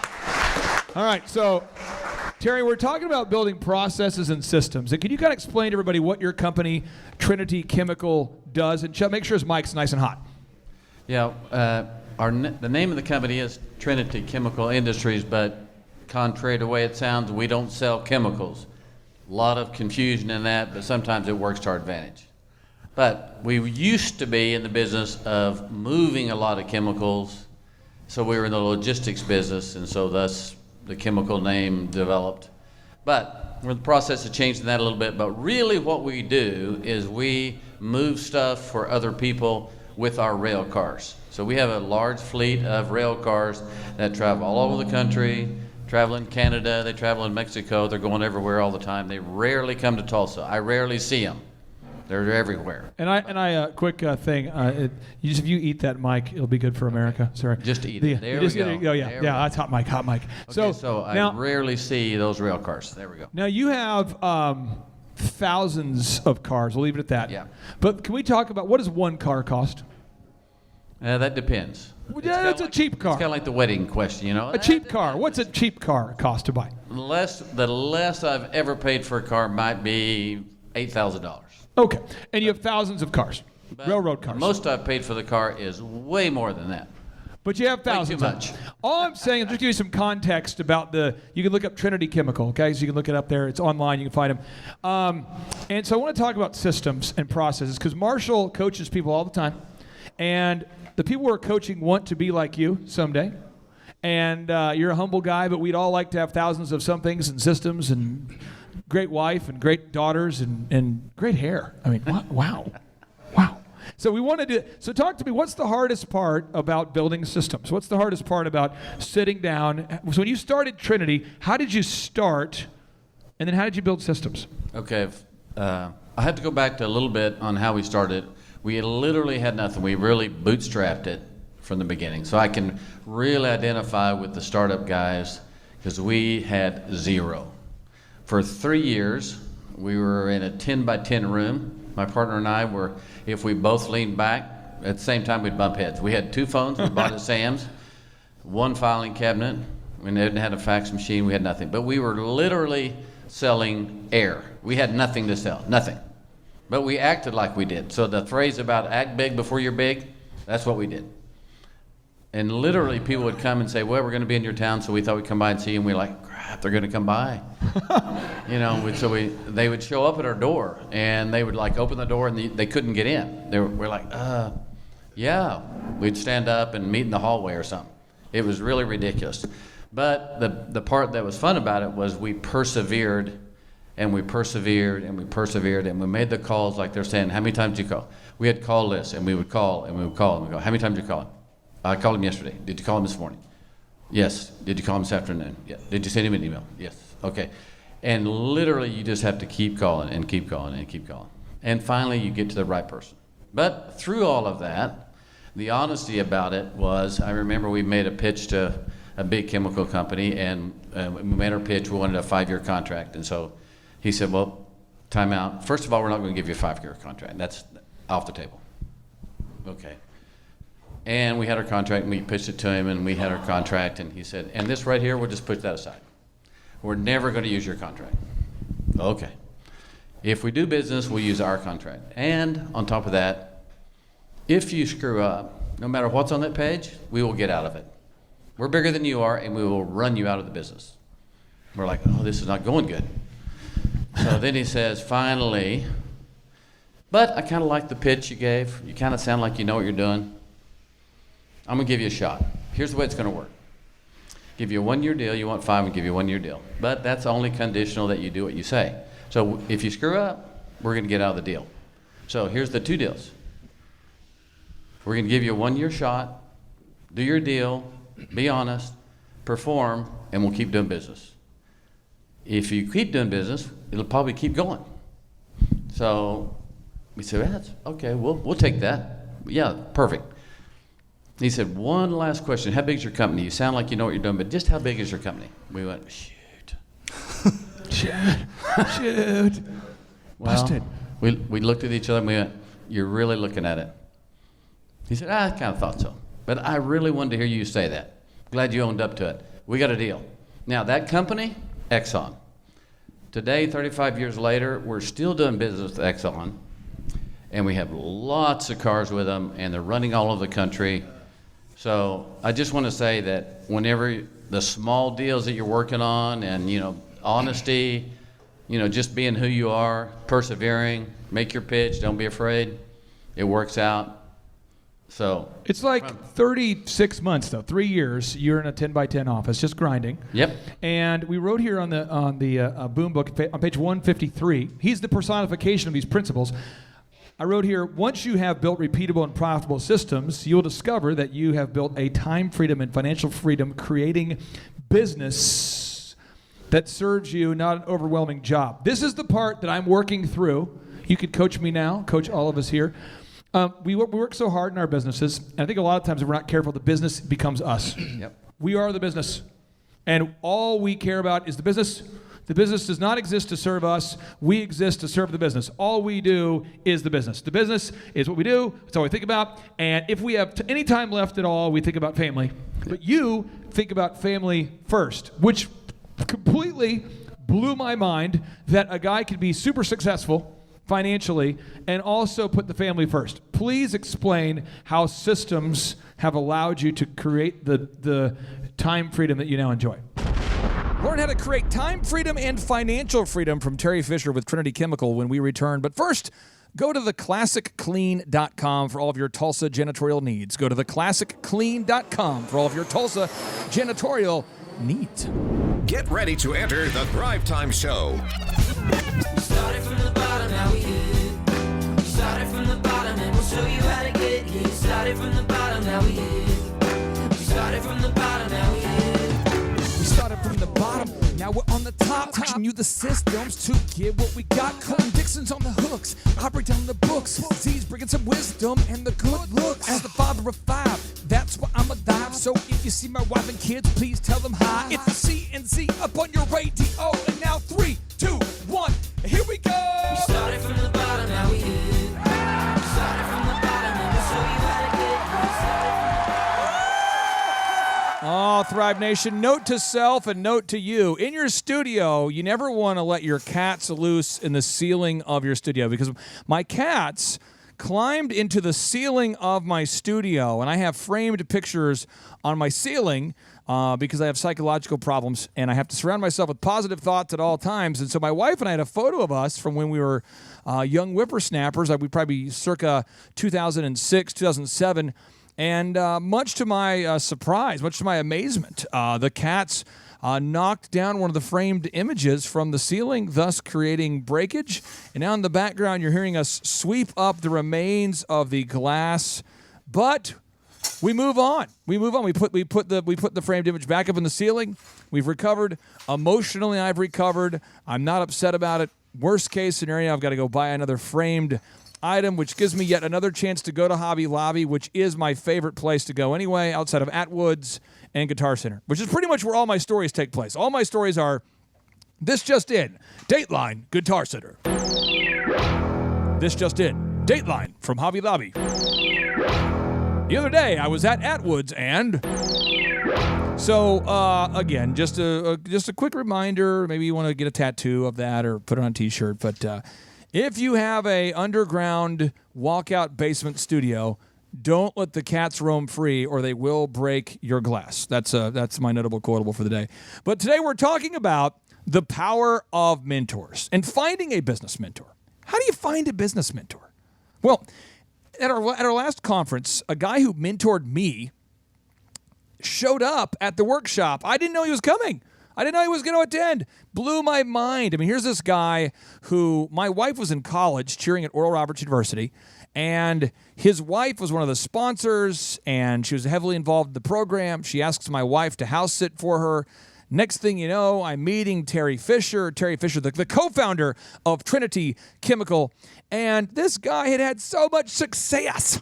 He had a gate. What? He lives in a gated neighborhood. You hit the button, boop, boop, boop, boop, boop, boop. Door opens. Everyone has a lawn that's mowed. People had pools in the backyard.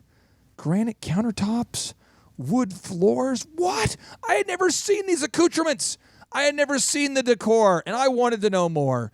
And thankfully, Terry Fisher agreed to take me out to lunch and to take me to the proverbial woodshed and to teach me how life works. And so without any further ado, a little bit of an impromptu interview with Terry Fisher. He showed up at the conference, and so I thought to myself, do you want to ruin the conference? No, I don't. Okay, you should probably interview the smartest man in the room.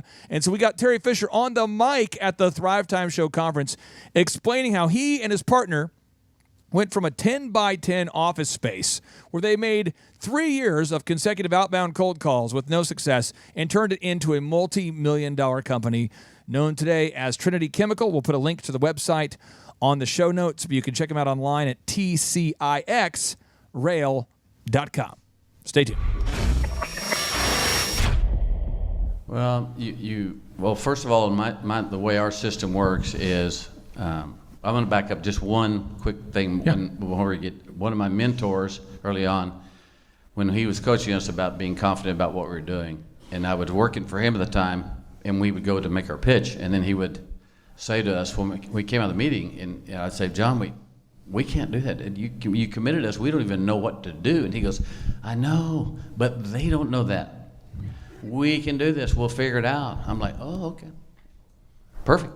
I learned how to sell things that I didn't know really what I was doing, but the optimism and the confidence that you will learn it and you'll figure it out. The only thing I coach our people on is this in our system is, the only thing I can't fix is inaction. You have to do something. If you make a mistake, we'll fix it. But do the action. You have to take the steps. And accountability in the system that we have, the follow-up, a lot of people don't like that. But you say, close the loop. I love that about Clay when he's saying, if you call me, hey, it's like a dog with a bone. I will eventually reach you. I had a friend of mine who worked with you for years. This is funny. He just started working for you. And he goes, these guys micromanage me. They follow up on me every day about my calls, every day. And I said, really? We're meeting for lunch. And he says, every day. I said, every day? Because I'm an owner and he's an employee. We're the same age. We went to college together. And I just thought this was a fun conversation. So I just wanted to get his perspective. I'm like, how does it make you feel? He's like, like an animal. He follows up every day. And then been there probably 6 months. Get ready to enter the Thrivetime Show. We started from the bottom, now we here. We started from the bottom, and we'll show you how to get here. Started from the bottom, now we here. We started from the bottom, now we here. We started from the bottom, now we're on the top. Teaching you the systems to get what we got. Colton Dixon's on the hooks, I break down the books. Z's bringing some wisdom and the good looks. As the father of 5, that's why I'm alive. So if you see my wife and kids, please tell them hi. It's the CNC up on your radio. And now 3, 2, 1, here we go. We started from the bottom, now we here. We started from the bottom, and we'll show you how to get here. Oh, Thrive Nation, welcome back to the Thrivetime Show on your radio. And on today's show, we have a really special opportunity for you to meet a good friend of mine. You see, the year was 1999, and my wife was a cheerleader at Oral Roberts University. And her coach and sponsor, her name was Julie Fisher. And my wife was going to college at Oral Roberts University in Tulsa, Oklahoma. She was a cheerleader and a coach. My wife helped coach and cheer, and a very talented cheerleader, very, very skilled. And Julie said, as one of the top sponsors, she said, "Could you watch my house? We're going on vacation." And so I, was dating Vanessa at the time, and I swung by the house after the Fishers returned home, and I thought, wow, this house is massive. Now, mind you, I never grew up in a home with granite countertops. I had never seen hand-scraped wood floors. I'd never been into a neighborhood with a gate. So I get the gate code, I type it in, boop, boop, boop, boop, boop, and it opens, and I drive in, I'm going, oh my gosh, these houses are massive. What in the world? I wonder if the people who live here must be rich. And Terry was the guy who owned the house, who built the businesses that allowed he and his wife to achieve time freedom and financial freedom. Terry Fisher is the co-founder of Trinity Chemical. And Trinity Chemical Industries was founded in 1985 by Terry and his partner with the purpose of identifying and meeting the needs of various bulk liquid shippers utilizing rail equipment. The railroads were really in the early stages of deregulation, and they were fighting to keep their market share of transported chemicals. Long story short, they started out in a 10-by-10 office cold calling businesses to earn their businesses. Companies like Exxon, just big oil and gas companies, big chemical companies. And they, for 3 consecutive years of cold calling, they found no water in the well. And then upon 3 years, they started landing some deals, and the rest is history. It's Trinity Chemical. So we had our workshop this past month here at our beautiful Thrivetime Show world headquarters in beautiful Jinx, America, on the left coast of the beautiful Arkansas River, where the water is sometimes in the river. And so we had the workshop, and you're greeting people. I'm shaking hands, and I look over here. Somebody's from Guam over here. Somebody's from Florida. Somebody's from Canada. The poor guy from Canada, his flight got delayed, so he drove here. True story. So we had a guy from California, guys from Las Vegas. We've had people from Australia. We've had people from all over the place attend. And guess who's attending? My mentor, my friend, the guy who mentored me at age 18 and taught me how the world works. The guy who I called when I found out my son was blind. The guy he's like a Yoda. I stay in touch with him, but I mean, what's he doing attending my workshop? So I got nervous, like really nervous. I'm always nervous anyway, but I got really nervous. And then I asked Terry on Saturday if he'd be willing to come up and share his story.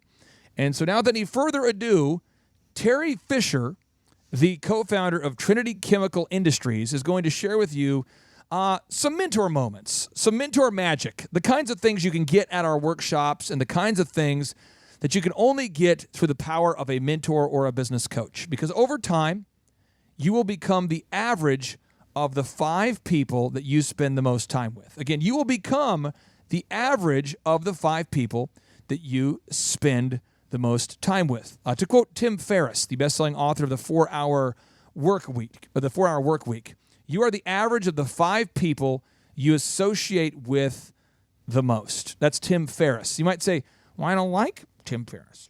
I don't agree with Tim Ferriss. I'm not a big Tim Ferriss guy. I don't like him. I frankly prefer the Thrivetime Show podcast. Okay, fine. But Proverbs 13:20 Oh, now you're just using the Bible against us. Well, Proverbs 13:20 states, walk with the wise and become wise, for a companion of fools suffers harm. Walk with the wise and become wise, for the companion of fools suffers harm. What does that mean? It means that Tim Ferriss is just paraphrasing what's in the Bible. It's a proven concept. If you hang around with morons, you're going to become a moron. The people around you begin to set your expectations. They begin to define your normal. And so now, without any further ado, my interview live from the workshop with the man, the myth, the legend, Terry Fisher. If you don't know who Terry Fisher is, check out his website. It's tcixrail.com. tcixrail.com. And before the haters begin to ask, no, his website is not optimized. Why? Because he has thousands of customers and he gets them in a very different way than search engine marketing. It's very business-to-business, relationship-driven. He's been around since 1985. The year that Marty McFly went back in time. Remember that? So, without any further ado, here we go. Our interview with Terry Fisher from the Thrivetime Show Workshop. I remember it, like it was yesterday. Hit the button, gate opens. I drive. All the houses are nice. People are mowing their lawns. There's no refrigerators on the lawns. There's no buses. There's no rednecks. Nice home. Nice wife. Upon further review, nice daughters. Nice guy. Over time, as I was dealing with life, I'd call Terry up. We did, probably half dozen lunches. And each time, I would leave with a notebook filled with information about how to be a better dad and how to be a better husband. And I only came for business questions. And I got the business questions answered real fast, but the dad and the husband questions were the ones that changed my life. Like, it was absolutely, and so I did not know you were going to be here. And so I see your daughter and you, and I'm going, Santa's here. So I wanted you to meet Santa. So without any further ado, let's put our hands together for Mr. Terry Fisher here. Yeah. All right. So, Terry, we're talking about building processes and systems. And can you kind of explain to everybody what your company, Trinity Chemical, does? And make sure his mic's nice and hot. Yeah. The name of the company is Trinity Chemical Industries, but contrary to the way it sounds, we don't sell chemicals. A lot of confusion in that, but sometimes it works to our advantage. But we used to be in the business of moving a lot of chemicals, so we were in the logistics business, and so thus the chemical name developed. But we're in the process of changing that a little bit, but really what we do is we move stuff for other people with our rail cars. So we have a large fleet of rail cars that travel all over the country, travel in Canada, they travel in Mexico, they're going everywhere all the time. They rarely come to Tulsa. I rarely see them. They're everywhere. And I quick thing. If you eat that mic, it'll be good for America. Sorry. Just eat it. There we go. Oh yeah, that's hot mic. Okay, so now, I rarely see those rail cars. There we go. Now you have thousands of cars. We'll leave it at that. Yeah. But can we talk about what does one car cost? That depends. Yeah, it's a cheap car. It's kind of like the wedding question, A cheap car. What's a cheap car cost to buy? The less I've ever paid for a car might be $8,000. Okay, and you have thousands of cars, But railroad cars. Most I've paid for the car is way more than that. But you have thousands. Way too much. All I'm saying, just give you some context about you can look up Trinity Chemical, okay? So you can look it up there. It's online. You can find them. And so I want to talk about systems and processes because Marshall coaches people all the time. And the people who are coaching want to be like you someday. And you're a humble guy, but we'd all like to have thousands of some things and systems and great wife and great daughters and great hair. I mean, wow.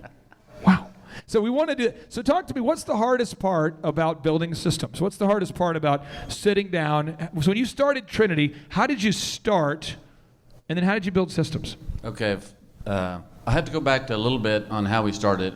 We literally had nothing. We really bootstrapped it from the beginning. So I can really identify with the startup guys because we had zero. For 3 years, we were in a 10 by 10 room. My partner and I were, if we both leaned back, at the same time we'd bump heads. We had 2 phones we bought at Sam's, 1 filing cabinet. We didn't have a fax machine, we had nothing. But we were literally selling air. We had nothing to sell, nothing. But we acted like we did. So the phrase about act big before you're big, that's what we did.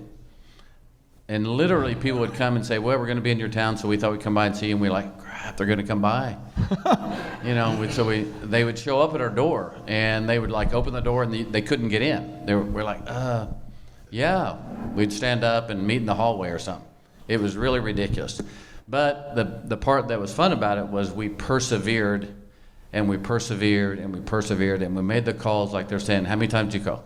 We had call lists, and we would call, and we would call, and we go, how many times did you call him? I called him yesterday. Did you call him this morning? Yes. Did you call him this afternoon? Yeah. Did you send him an email? Yes. Okay. And literally you just have to keep calling and keep calling and keep calling. And finally you get to the right person. But through all of that, the honesty about it was, I remember we made a pitch to a big chemical company, and we made our pitch. We wanted a 5-year contract. And so he said, well, time out. First of all, we're not going to give you a 5-year contract. That's off the table. Okay. And we had our contract, and we pitched it to him, and we had our contract, and he said, and this right here, we'll just put that aside. We're never going to use your contract. Okay. If we do business, we'll use our contract. And on top of that, if you screw up, no matter what's on that page, we will get out of it. We're bigger than you are, and we will run you out of the business. We're like, oh, this is not going good. So then he says, finally, but I kind of like the pitch you gave. You kind of sound like you know what you're doing. I'm going to give you a shot. Here's the way it's going to work. Give you a 1-year deal. You want 5, we'll give you a 1-year deal. But that's only conditional that you do what you say. So if you screw up, we're going to get out of the deal. So here's the 2 deals. We're going to give you a 1-year shot, do your deal, be honest, perform, and we'll keep doing business. If you keep doing business, it'll probably keep going. So we said, well, that's okay, we'll take that. Yeah, perfect. He said, one last question. How big is your company? You sound like you know what you're doing, but just how big is your company? We went, shoot. Shoot. Busted. Well, we looked at each other and we went, you're really looking at it. He said, I kind of thought so. But I really wanted to hear you say that. Glad you owned up to it. We got a deal. Now, that company, Exxon. Today, 35 years later, we're still doing business with Exxon. And we have lots of cars with them, and they're running all over the country. So I just want to say that whenever the small deals that you're working on and, honesty, just being who you are, persevering, make your pitch, don't be afraid, it works out. So it's like 36 months though, 3 years. You're in a 10x10 office, just grinding. Yep. And we wrote here on the Boom book on page 153. He's the personification of these principles. I wrote here, once you have built repeatable and profitable systems, you'll discover that you have built a time freedom and financial freedom creating business that serves you, not an overwhelming job. This is the part that I'm working through. You could coach me now, coach all of us here. We work so hard in our businesses, and I think a lot of times if we're not careful, the business becomes us. Yep. We are the business, and all we care about is the business. The business does not exist to serve us. We exist to serve the business. All we do is the business. The business is what we do. It's all we think about. And if we have any time left at all, we think about family. But you think about family first, which completely blew my mind that a guy could be super successful financially and also put the family first. Please explain how systems have allowed you to create the time freedom that you now enjoy. Learn how to create time freedom and financial freedom from Terry Fisher with Trinity Chemical when we return. But first, go to theclassicclean.com for all of your Tulsa janitorial needs. Go to theclassicclean.com for all of your Tulsa janitorial needs. Get ready to enter the Thrivetime Show. We started from the bottom, now we here. We started from the bottom, and we'll show you how to get here. Started from the bottom, now we here. We started from the bottom, now we here. We started from the bottom, now we're on the top. Teaching you the systems to get what we got. Colton Dixon's on the hooks, I break down the books. Z's bringing some wisdom and the good looks. As the father of 5, that's why I'm alive. So if you see my wife and kids, please tell them hi. It's the C&Z up on your radio. And now 3, 2, 1, here we go. We started from the bottom, now we here. We started from the bottom, and we'll show you how to get here. Oh, Thrive Nation. Note to self and note to you. In your studio, you never want to let your cats loose in the ceiling of your studio, because my cats climbed into the ceiling of my studio, and I have framed pictures on my ceiling because I have psychological problems, and I have to surround myself with positive thoughts at all times. And so my wife and I had a photo of us from when we were young whippersnappers. We'd probably be circa 2006, 2007. And much to my surprise, much to my amazement, the cats knocked down one of the framed images from the ceiling, thus creating breakage. And now in the background, you're hearing us sweep up the remains of the glass. But we move on. We put the framed image back up in the ceiling. We've recovered. Emotionally, I've recovered. I'm not upset about it. Worst case scenario, I've got to go buy another framed item, which gives me yet another chance to go to Hobby Lobby, which is my favorite place to go anyway, outside of Atwood's and Guitar Center, which is pretty much where all my stories take place. All my stories are this just in, Dateline, Guitar Center. This just in, Dateline from Hobby Lobby. The other day, I was at Atwood's and... So, again, just a quick reminder, maybe you want to get a tattoo of that or put it on a T-shirt, but if you have a underground walkout basement studio, don't let the cats roam free or they will break your glass. That's my notable quotable for the day. But today we're talking about the power of mentors and finding a business mentor. How do you find a business mentor? Well, at our last conference, a guy who mentored me showed up at the workshop. I didn't know he was coming. I didn't know he was going to attend. Blew my mind. I mean, here's this guy who my wife was in college cheering at Oral Roberts University, and his wife was one of the sponsors, and she was heavily involved in the program. She asks my wife to house sit for her. Next thing you know, I'm meeting Terry Fisher, the co-founder of Trinity Chemical, and this guy had so much success. He had a gate. What? He lives in a gated neighborhood. You hit the button, boop, boop, boop, boop, boop, boop. Door opens. Everyone has a lawn that's mowed. People had pools in the backyard. Granite countertops. Wood floors. What? I had never seen these accoutrements. I had never seen the decor, and I wanted to know more. And thankfully, Terry Fisher agreed to take me out to lunch and to take me to the proverbial woodshed and to teach me how life works. And so without any further ado, a little bit of an impromptu interview with Terry Fisher. He showed up at the conference, and so I thought to myself, do you want to ruin the conference? No, I don't. Okay, you should probably interview the smartest man in the room. And so we got Terry Fisher on the mic at the Thrivetime Show conference explaining how he and his partner went from a 10 by 10 office space where they made 3 years of consecutive outbound cold calls with no success and turned it into a multi-million-dollar company known today as Trinity Chemical. We'll put a link to the website on the show notes, but you can check them out online at tcixrail.com. Stay tuned. Well, well, first of all, the way our system works is, I'm going to back up just one quick thing before we get one of my mentors early on, when he was coaching us about being confident about what we were doing. And I was working for him at the time, and we would go to make our pitch, and then he would say to us when we came out of the meeting, and I'd say, John, we can't do that. You committed us. We don't even know what to do. And he goes, I know, but they don't know that. We can do this. We'll figure it out. I'm like, oh, okay. Perfect. I learned how to sell things that I didn't know really what I was doing, but the optimism and the confidence that you will learn it and you'll figure it out. The only thing I coach our people on is this in our system is, the only thing I can't fix is inaction. You have to do something. If you make a mistake, we'll fix it. But do the action. You have to take the steps. And accountability in the system that we have, the follow-up, a lot of people don't like that. But you say, close the loop. I love that about Clay when he's saying, if you call me, hey, it's like a dog with a bone. I will eventually reach you. I had a friend of mine who worked with you for years. This is funny. He just started working for you, and he goes, these guys micromanage me. They follow up on me every day about my calls, every day. And I said, really? We're meeting for lunch. And he says, every day. I said, every day? Because I'm an owner and he's an employee. We're the same age. We went to college together. And I just thought this was a fun conversation. So I just wanted to get his perspective. I'm like, how does it make you feel? He's like, like an animal. He follows up every day. And then it'd been there probably 6 months or a year. I said, how's it going? He said, oh man, we're having a lot of success. I said, what are you doing? He says, well, I'm basically doing the same thing every day, but it's that consistency, that follow-up, and that culture. Yeah. So once you have the system, you followed up every day. And the guy ended up liking the system and stayed with you for years and bragged about it. Yeah. But at first, he wasn't used to that follow-up. Yeah.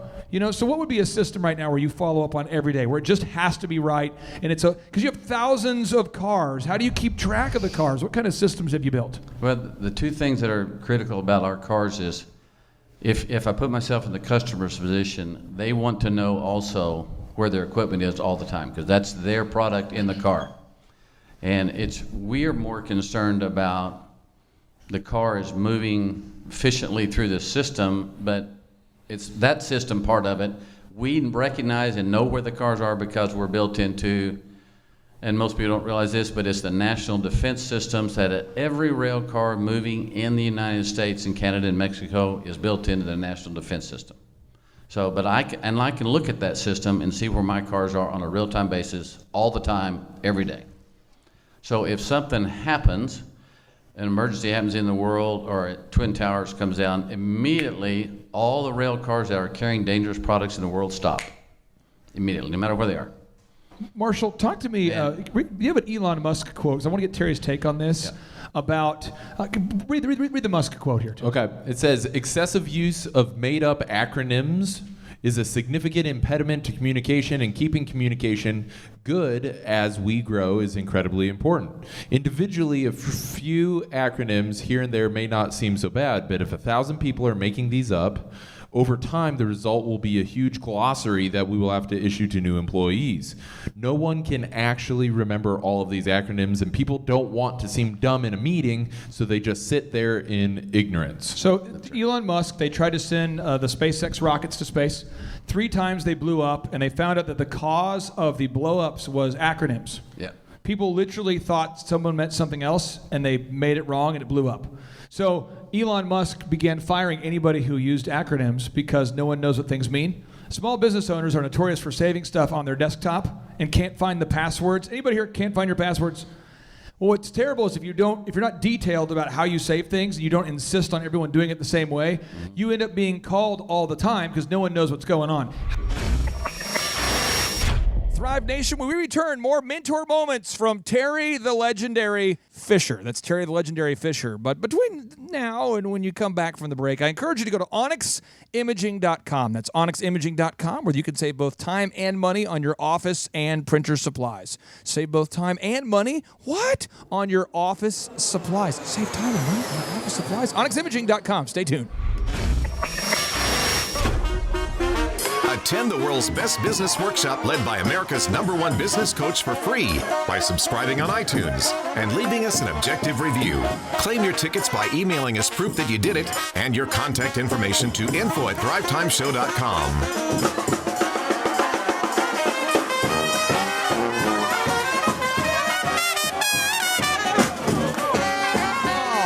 Nation, welcome back to the Thrivetime Show on your radio. And for those of you who attended our past workshop that we just had in June, it was stellar. We had Canada represented, we had Minnesota represented, we had Florida represented, we had California represented, we had Texas, New York, we had Missouri. All you're doing is listing off states. No, there's South Dakota. We had Minot, South Dakota, Minot, M-I-N-O-T. And we had Tulsa, Oklahoma represented. We had a guy that showed up who impacted my life tremendously as a mentor. And I think a lot of the people that I've met at workshops say, I'm just trying to find a good business mentor. And here's the problem. If you worked your entire life to create time freedom and financial freedom, would you want to spend your day arguing with somebody about how they should run their business? You probably wouldn't. And so at the conference, Terry Fisher showed up. And when he showed up, we didn't expect him to be there. And so I recorded him at the conference, and we are going to be breaking down his audio here so that you, the Thrive Nation, can benefit from it. But he showed up at the conference, and I thought, well, if Terry Fisher's at the conference, the smartest man at the conference must speak. And so I got him up on the mic. And so Terry Fisher, the founder of Trinity Chemical, got up there and spoke and shared with us how he went from a 10 by 10 office space he was leasing, and after 3 years of consecutive non-fruitful cold calling, was able to turn it into a multi-million-dollar business. But Vanessa, I met Terry as a result of your relationship with his daughter, Yes. Terry, and his wife, Julie. Could you kind of explain? His daughter, Lindsay, yes. Or his correct. daughter, Lindsay, Yeah. his daughter, Lindsay, and his wife, Julie. Correct. Can you explain how you got to meet Lindsay and Julie and kind of what Terry Fisher is all about? Well, I cheered at ORU with Lindsay Fisher, and I will tell you the impact peer-to-peer of interacting with her. I know you have said this. I said the number one thing I think you take away from each one of the Fisher children is how much they idolize and look up to and revere their father. And that is because that is no accident. That is because the things that he has done in his life. And I remember I felt that way because here I am peer-to-peer with someone. And so I never have heard one of my peers talk about their dad in this light. You know, she's like, when I marry someone, he's going to be like my dad. There's no one as good as my dad. And each of those children, they mean it. And I think you had the same takeaway. Right. Blew my mind. It blew my mind. And so I'm honored to introduce you, Thrive Nation, to one of my mentors, the great Terry Fisher, the co-founder of Trinity Chemical, but really importantly, more importantly, the co-founder of a great family, a great father, a great American, and the kind of guy who would take time out of his schedule to mentor me for the low price of free. He wouldn't allow me to reciprocate, and Terry helped Vanessa and I tremendously. And so, Terry Fisher, this one's for you. How do you keep your team with thousands of files all saving things the right way, labeling things the right way, following the right? How do you keep everybody doing that? We do have a contact management system, but also a database system so that all the customers are filed under a certain name the same way. So you can look up a customer, then you can look up the contracts, you can look up the different amendments, you can look up the riders, you can look up the equipment. So if you just click on the customer's name, immediately you get a ladder of what you want to find out about that customer. Who's the contact? What's their telephone? What if I worked for you? Yeah. And not you guys, it's just me, okay? I'm a dysfunctional man. I decide to work for you. I've got a degree, some background. I've somehow earned this job. And you notice that I am not saving files the right way. I show up to work on time. I smile. I'm kind. Yeah. I've brought you wonderful salads and gifts and Christmas cards, and I'm all those things. But I do not save files correctly. How do you deal with that? So it is a follow-up system so that there's kind of a ladder of accountability so that there's three aspects to why our information is critical. Number one is what happens to the rail car, who has it and why they have it. So that database is built, the product that's in their car, how the car's outfitted, how long they're going to keep the car, the number of cars in the fleet, what the product is, and the type of fittings it has on the car. Everything about the car is kept in this big database. So the person managing that account has to enter that data into the account, and then that keeps us accountable for if the car comes to the shop and gets repaired, because it's like an automobile. The more you run it, that gets repaired, then it has to stop and go and get fixed. So that happens all the time. I see a lot of people that struggle getting their teammates to do the system. That's true. So you have to go back and say, I looked at the cars, I looked at the file, it's not in there, you need to put it in there. Okay, I'm going to go in. Then I have to look at it again. But I do the same thing that you said earlier, is that if I expect my teammates to ask me the same questions, I'm just as accountable to them as they are to me. If they ask me to follow up, I'll be sure then follow up. And then I'll follow up. I call it being the loop closer. If you text me, I'll text you back. If I ask you to do something, I'm going to come back to you and ask you if you did it, unless you text me and say, hey, that thing you asked me to do, I got it done. I think most business owners that I've coached, and I'd like to get Marshall your take on this, they themselves refuse to use their own system, but they're irritated that the employees won't do it. Like, they themselves will not do the database. They're like, well, I don't do the database. You guys do the database. I see that a lot, probably 95% of the time, where the owner themselves will not follow the script, but you should follow the script. And I know for you, you're all about, I'm going to do it, so you're going to follow my example. Marshall, have you seen this phenomenon? Who here is the best salesperson currently at your company?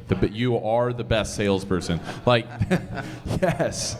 Yes, like you hold that role, yeah. So if you want to always be that person, the first key is to not create a script, okay? But if at some point you want to grow beyond yourself having to do every single sale, okay, and close every single deal, then you're gonna have to create a script. And the best way to show, hey, this is the system that works, is record your own calls, script your own calls, and hold yourself accountable to using the script. And if you can hold yourself accountable to using the script that you've created, then you know that when you train somebody and hold them accountable to using it, you know that it can work. I have two final questions I want to ask Terry because I want to get your take on this. This is powerful. The word integrity comes from the root word meaning integer, which is indivisible number. Okay. You are Captain Integrity. So it's without talking about integrity. You don't speak. You don't travel around speaking. You haven't written books called Integrity, the Terry Fisher Way. I mean, you haven't written a book about how you grew up and here's how I do. You probably should though, but you haven't. But at the same time, you just exude that. And everyone I know who's worked with you has said, if Terry says he'll do it, he'll do it. And I think a lot of people, I know me, I'd be guilty of this early on in my career. We're motivated, we're chasing a big dream, but we hit the snooze button. Yep. And I know the first couple years of my business, that was kind of the thing. Like I want to do it, but I don't do it. And then I get all feeling like depressed because I don't do it. I think I like make a commitment to myself and I don't even honor my own commitments to myself. Yeah. How do you stay motivated? How do you stay motivated to do the right thing? Thrive Nation, when we return from the break, more mentor moments from Terry Fisher, the co-founder of Trinity Chemical. It's amazing when you have a mentor in your life show up at a workshop and he's taking notes. So, Terry, I appreciate you. It meant the world to me to have you attend the workshop. And in Thrive Nation, on behalf of Dr. Z and myself, during the break, go to hoodcpas.com. Just go to Z, shouldn't they go to hoodcpas.com one time? If you want to get your numbers in line, yeah. If you want to, have someone that's going to be proactive, and show you the way instead of trying to figure out what happened, go to hoodcpas.com. Stay tuned. 3, 2, 1, boom! You are now entering the dojo of Mojo and the Thrivetime Show. Thrivetime Show on the microphone. What is this? Top of the iTunes charts in the category of business. Drilling down on business topics like we are a dentist. Providing you with mentorship like you are an apprentice. And we go so fast that you might get motion sickness. Grab a pen and pad to the lab. Let's get in this. It's time to bear some fruit like some Florida oranges. 3, 2, 1. Here come the business ninjas. Sonic boom. Oh, Thrive Nation, welcome back to the conversation. Dr. Z, how are you, my friend? I am fantastic, as always. Well, Z, we have so many people today that we've had attend our conferences who told me they were searching for the term finding a business mentor. They were searching into Google, find a business mentor. How do you find one? And here's what I have found is that a lot of times the people, not a lot of times, I'd say all the time, the people who have the time freedom and financial freedom earned it. And therefore, they are very particular with how they spend their time. Yes. Not because they're bad people, but they've been through hell and back to get to where they are. And so at the conference, a guy, Terry Fisher, whose wife was the cheer sponsor at Oral Roberts University when my wife cheered there, Julie called, that would be my wife's cheer sponsor at Oral Roberts University. Julie calls my wife when she's 18 and says, hey, could you house sit our house? So when they came back from town, the Fishers invited us over as a couple to meet them. And I pull Now, up. where were you in the stage of your relationship with Vanessa? I had just been dating Vanessa maybe 3 or 4 weeks. Oh, so you were. They came back from a Christmas break or something. Okay. So you're still not bona fide. And I show up at their house, and Vanessa says there's a gate code. So I had a hand-painted 1989 hatchback Ford Escort. Sexy. So I type in the gate code. Boop, boop, boop, boop, boop, boop, boop. And I've never been to a house with a gate, ever. Blows my mind. Okay. We're driving by. See, all the lawns are mowed.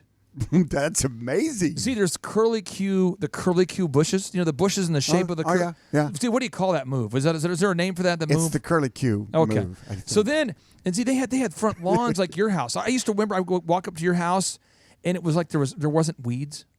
There weren't weeds. Yeah. See? Do you remember that? Oh, Remember yeah. the time? Yeah. The curlicues, the whole. Do you remember the whole thing? The gate. Yes. So I'm like, what's going on? I walk in the house. This is the next level. He opens the door, and they have vaulted ceilings, Oh my. hand scraped floors. Oh my. See, no linoleum. None? No, it was. They had granite countertops. Oh, come on. No, and see, I had never seen that stuff, and my mind was blown. And I remember asking him a stupid question like, "How did you build your house?" Like something like that. Yeah. How did you?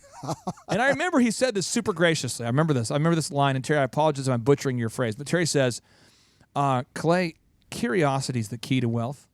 Why don't we do lunch sometime?" So I think it was like. That was probably the dumbest question I've ever heard in my life, but good start. Good start. You at least asked a question. You were at least it was a curious question. So we meet for lunch, and he explains to me, Clay, you have to build wealth one step at a time. And my partner and I, we started in a 10-by-10 office, cold calling businesses to earn their business for 3 consecutive years before we landed our first big deals. And now today we have thousands of railroad cars, and it's called Trinity Chemical. And I didn't know what to do, so I just looked at him and thought, this changes everything. Did he say cold call? Because with my DJ company, my sad, stupid DJ company, I never made call because I was overwhelmed by fear. So I want to get your take on 2 big learning opportunities here. Okay, here we go. One, how does somebody out there who's listening find a good mentor? How do they find a mentor?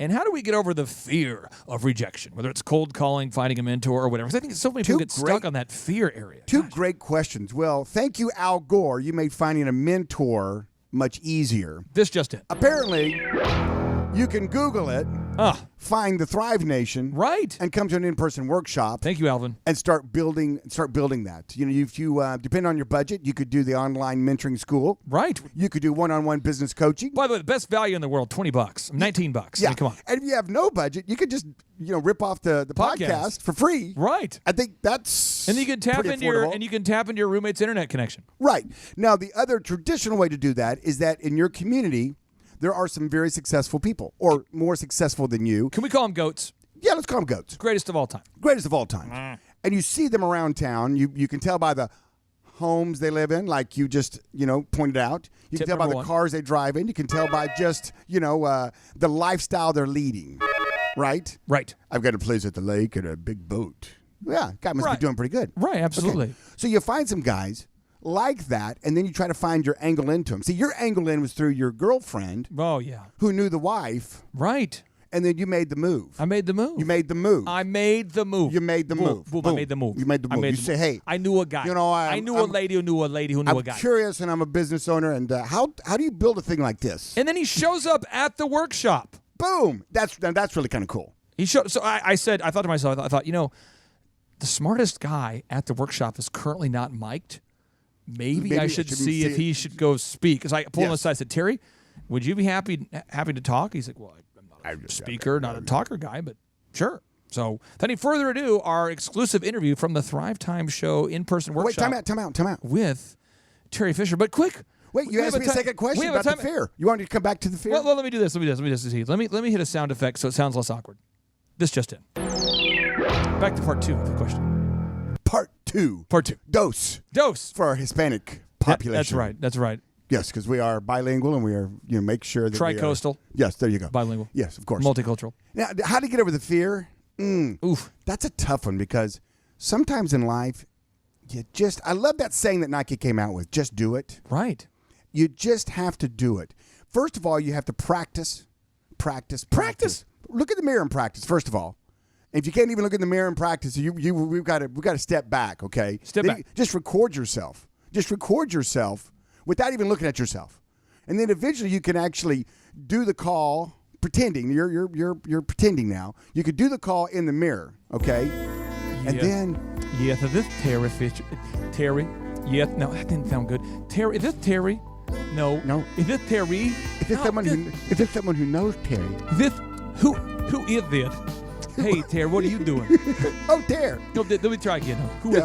No. So then, now we're moving forward, right? We're moving So now we feel comfortable with her voice. We feel comfortable with saying the words in the correct order. Yes. We feel comfortable with looking in the mirror and doing it as if we're doing it with somebody else. And then we find someone who's friendly to us, maybe a significant other, a small child. A significant brother.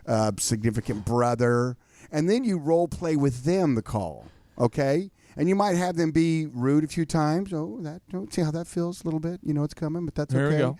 And then you maybe have them, if you hire a PR firm, they have this thing called the rude interview, where they actually practice asking you rude questions while role playing with you. That's actually what PR firms do. That's what they do. So now what you've done, you've done it by yourself. You've done it in the mirror. You've done it with a friendly person. And now guess what? You're ready for the big leagues. You're ready for the big leagues. You're ready for the big leagues. So you know what we're going to have to do? When we come back from the break, we're going to cue up this audio, this exclusive interview with Terry Fisher. I can hardly wait. But I want to tap into your wisdom on one more question. Oh, gosh. Okay. So many people think, well, Terry Fisher couldn't possibly help me out. He's only a multi-million-dollar, he's only a multi-millionaire in the area of hauling hazardous, chemicals and cold call. He's only an expert in the areas of trains and railroads. But then if you ask Terry how he got the money to start, you would understand that he opened up a Christian bookstore across from Oral Roberts University. Good placement. Because he was trying to date a Christian and he was not a Christian. Interesting. So, Z, can you learn? Aren't most businesses more similar than they are different? I mean, so many people get hung up on that. Like, I'm looking for an expert of former Christian, not Christian, converted into a Christian railroad car companies. Well, if you look at some of my core businesses that I have now, one's an optometry clinic, pretty traditional optometry clinic. Yeah. If you've been into a doctor's office, it's pretty standard. Pretty classic. And then I have an auto auction, which is a dealer's only auto auction. Totally the same. Both involve vowels. Your optometry, auto, each have locations. both have locations. Yes. Obviously the same business. And they have a diagnostic sleep center. Which is the same thing. They're all just businesses. But you're right. They are more similar than they are different. And you have the same mindset, the same problem solving, the same steps that you do to make them successful. And that's why when people come to our in-person workshops, we don't have to change for everybody's sake. All businesses are the same. All businesses same. They're the same. You just run the system and you dominate. Take pebble from hand, the same. You go in business and you dominate. Yes. If you're in a business that's not the same, you better be a genius. Like Elon Musk. Yeah. Steve Jobs. Yeah. But even then, Tesla, even then, Apple, even all those have the core basics of a business. The core basics of a business. He may be the first one that came out with the electric car and the quantity and the way he did it, but still, a car's a car. A car's a car. A car's a car. This just in from our home office. This just in. Now, let me tell you this, Thrive Nation. Also, a spine is a spine. A spine is a spine. Z, you want to put that on a shirt. When a spine's in line, it's divine. And when a spine is in line, it's divine. And I'll tell you what, the best thing you could do, the thing you could do that would be the most kind to your body, is to reach out to Sibley Chiropractic. That's drjohnsibley.com. That's DRJOHN Sibley.com. Tulsa's #1 chiropractor, the chiropractor of choice for the great one, Wayne Gretzky. Check him out today. That's drjohnsibley.com. It's drjohnsibley.com. Stay tuned. And now, broadcasting live from the box that rocks, it's the Thrivetime Business Coach Radio Show. It's time for higher learning and higher earning.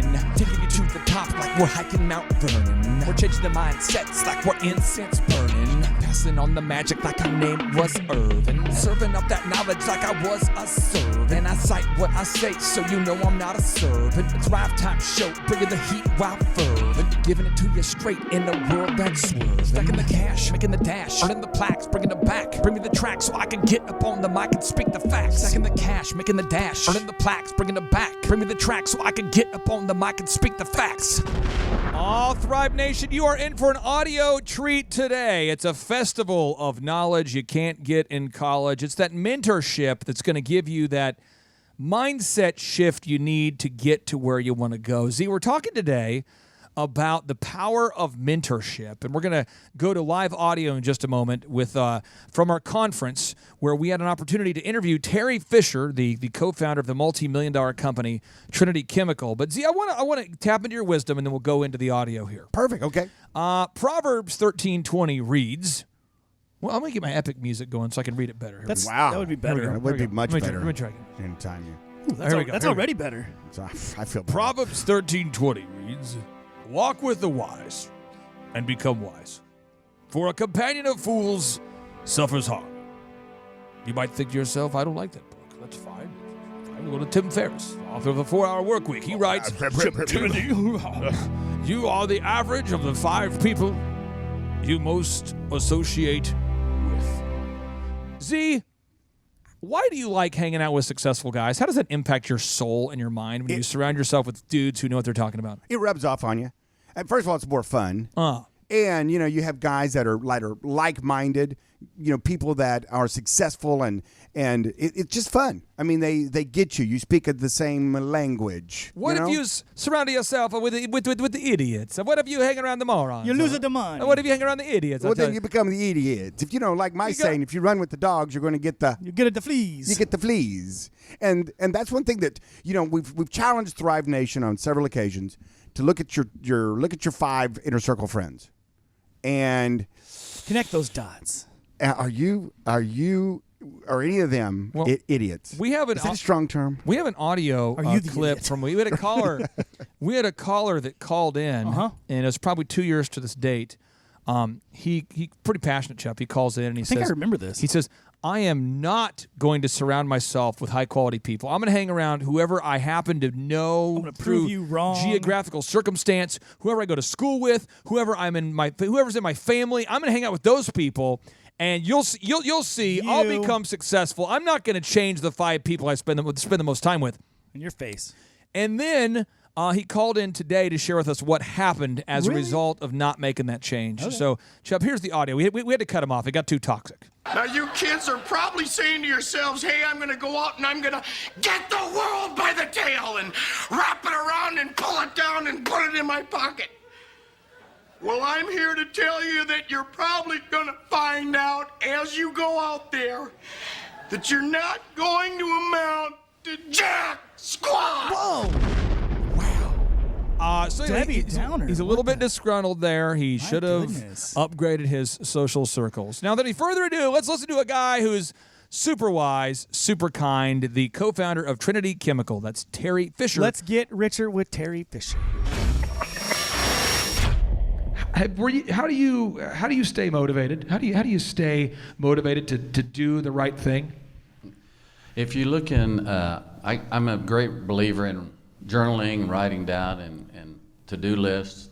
But in my personal life, outside of my business, and this you'll find this in almost everything I read, everything I'm taking notes on. There's a circle somewhere on the page where I have divided my life into circles. And when I meet somebody or I'm reading something, I'm finding out where does that fit in this circle. The circle.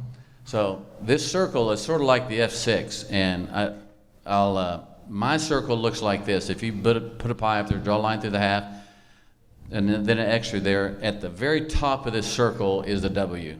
Now these are my letters that my life revolves around. There's a W at the top, an S at the bottom. Over on the left is an F, M, and P. So all those letters mean to me more than anybody else. But what it means is at the top of this W, that stands for the word. And so for me, I used to have different letters, but I kind of simplified it. So this W stands for the word, and that means my personal faith, my personal life, my personal relationship. That's me reading the Bible and saying, how does that apply to me?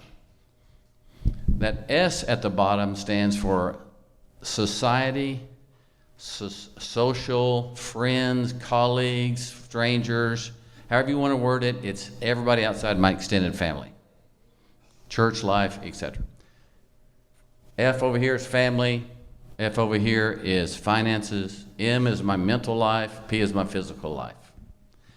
Every time I'm reading something, I figure out where does that fit in my life. So if you ask me different things about that, okay, what am I doing with I'm a continual learner, I read all the time. That's my mental life. Physical life, I'm working out all the time. I have my own personal gym in my garage. It's kind of a joke in my family. So, but primarily, he has like old man strength. which you're notorious for your strength. So don't arm wrestle. Maybe Charles, you guys can arm wrestle later, but this is his. Do you just go there to throw the weights around? No, I've got the weights. I've got the Peloton. I've got the rowing machine. But it's my personal deal. Okay. That's where I go and release and work out. So, but the number one thing in my life is my family. Outside of my faith, number one is my family. So I never, in all my career, put my work ahead of my family. So a lot of people work Saturdays, a lot of people work monster hours. I never did. Now, that may not fit with this crowd. I'm not a workaholic. I'll own up to that. But I am committed to what I say I'm going to do. So. Which is the same, you and Dr. Zellner are the same way. Because when you are around Dr. Zellner, you would think he works all the time, but he works almost never. Like maybe 4 hours a week, 5 hours. He comes in the office to follow up and make sure that the things are happening. He has set meetings he's agreed to be at. But it's like because you guys put your family first, which is an interesting idea. Yeah. You built systems that can work without you. Yeah. But because the family's first, you're always going, is this a scalable idea that could work without me doing it? Because if it's not, you don't want to do it. Yeah. Is that helpful? Like that idea? Is that helping anybody? Like if there's an idea that could work, but it would involve you doing it, you won't do it because it would involve you doing it over and over. Well, we kind of have a thing in that I've kind of developed in my mindset, my partner and I. If you think that your success of your business, every decision has to revolve around you, and you have to be involved in absolutely everything, then you're the choke point. Because you cannot do everything, period. You'll never grow beyond your limited little scope of your talent. You may be very, very talented, and some of you will you're going to get to a certain point where you can't do it all, period. It just happens. So you have to learn how to delegate, and you have to learn how to have a system. Because Terry's here, Santa is here, the circle. Does anybody have any questions for Terry? Because he probably will never be at another conference again because he's not a paid speaker guy. But he's done it. He's doing it. Does anybody have any questions for him at all about systems, processes, or creating time freedom? Because he is here. Yes, ma'am. Yes. What kind of database do you use? A certain system or? Yeah, let's see. I'm trying to think of the system. I don't really remember the name of it. We've had it for so long. Real quick, this is what I'm talking. Do you remember the system?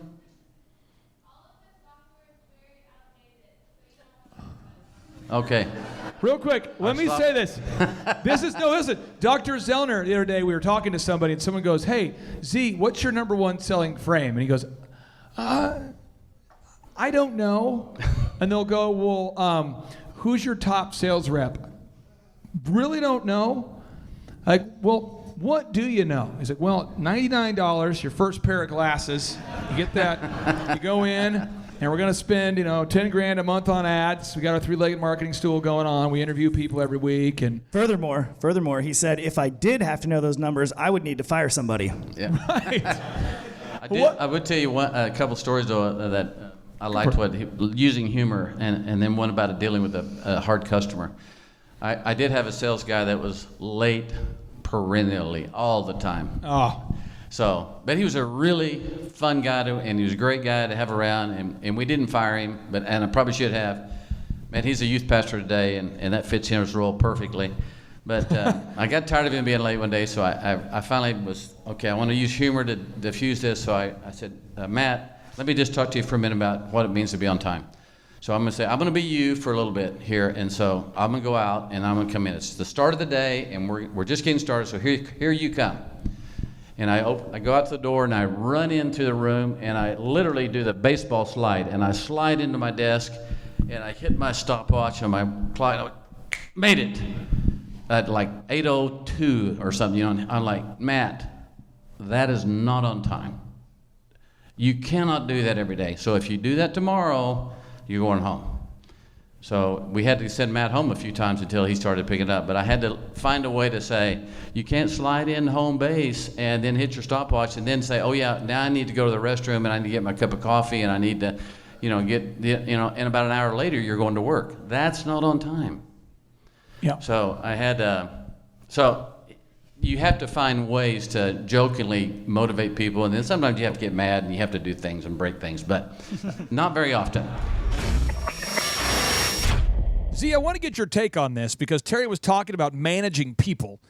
And there's just some people he was sharing about that, just getting them to show up to work on time can challenge you. I mean, it could just be a challenging thing. It could wear you out. Just certain people convincing them, coaching them, motivating them, trying to get your employees just to show up on time. Well, I mean, if you were a life coach, that sounds like you're right, signed up for what you're supposed to be doing, right? So I would ask you, because I think you and Terry share a very similar worldview on this. How long do you put up with the chronically late person? Or what do you do with a chronically late person, for all the listeners out there who manage a team of people? Well, there's two things. One, you want to always replace them on your time. So that's a sidebar. It's a side note. So whenever you do decide that you have finally had enough. Finally had enough. And that's up to you. You know, sometimes, I'll be honest with you, Clay. Yeah. May I?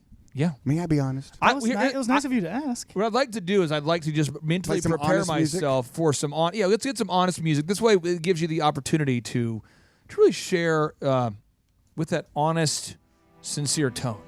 Here we go. Well, let me tell you a story. Yes. Had a young man that worked for me years ago. And when he was there, he outworked everybody 2-1. He was a rock star. But the dude was just always a little late. Now, why did I give him more grace?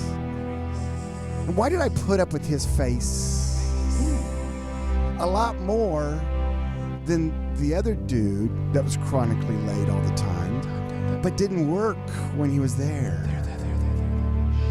It's the whole sum that you look at. It's hard to break out just one aspect of the 5 A's that I look for. But he's not a piece of pie. Attendance is just one. There's accuracy. Come back from the break. So he's going to break down his 5 A's. Oh, yeah. But first, let's all go to will-con.com. Can we all hold hands over You need a new castle. If you're trying to add on to your building, trying to build a new building, if you're trying to build a brand new commercial building, starting with nothing but your bare hands, you're starting with the hands of a bear, and you want to hire someone to build your building, go to Williams Contracting. Check them out online at will-con.com. That's will-con.com. Don't be a communist. Go to will-con.com. Bam.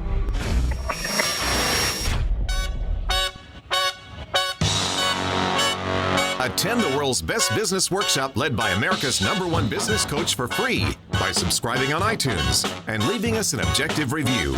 Claim your tickets by emailing us proof that you did it and your contact information to info@thrivetimeshow.com.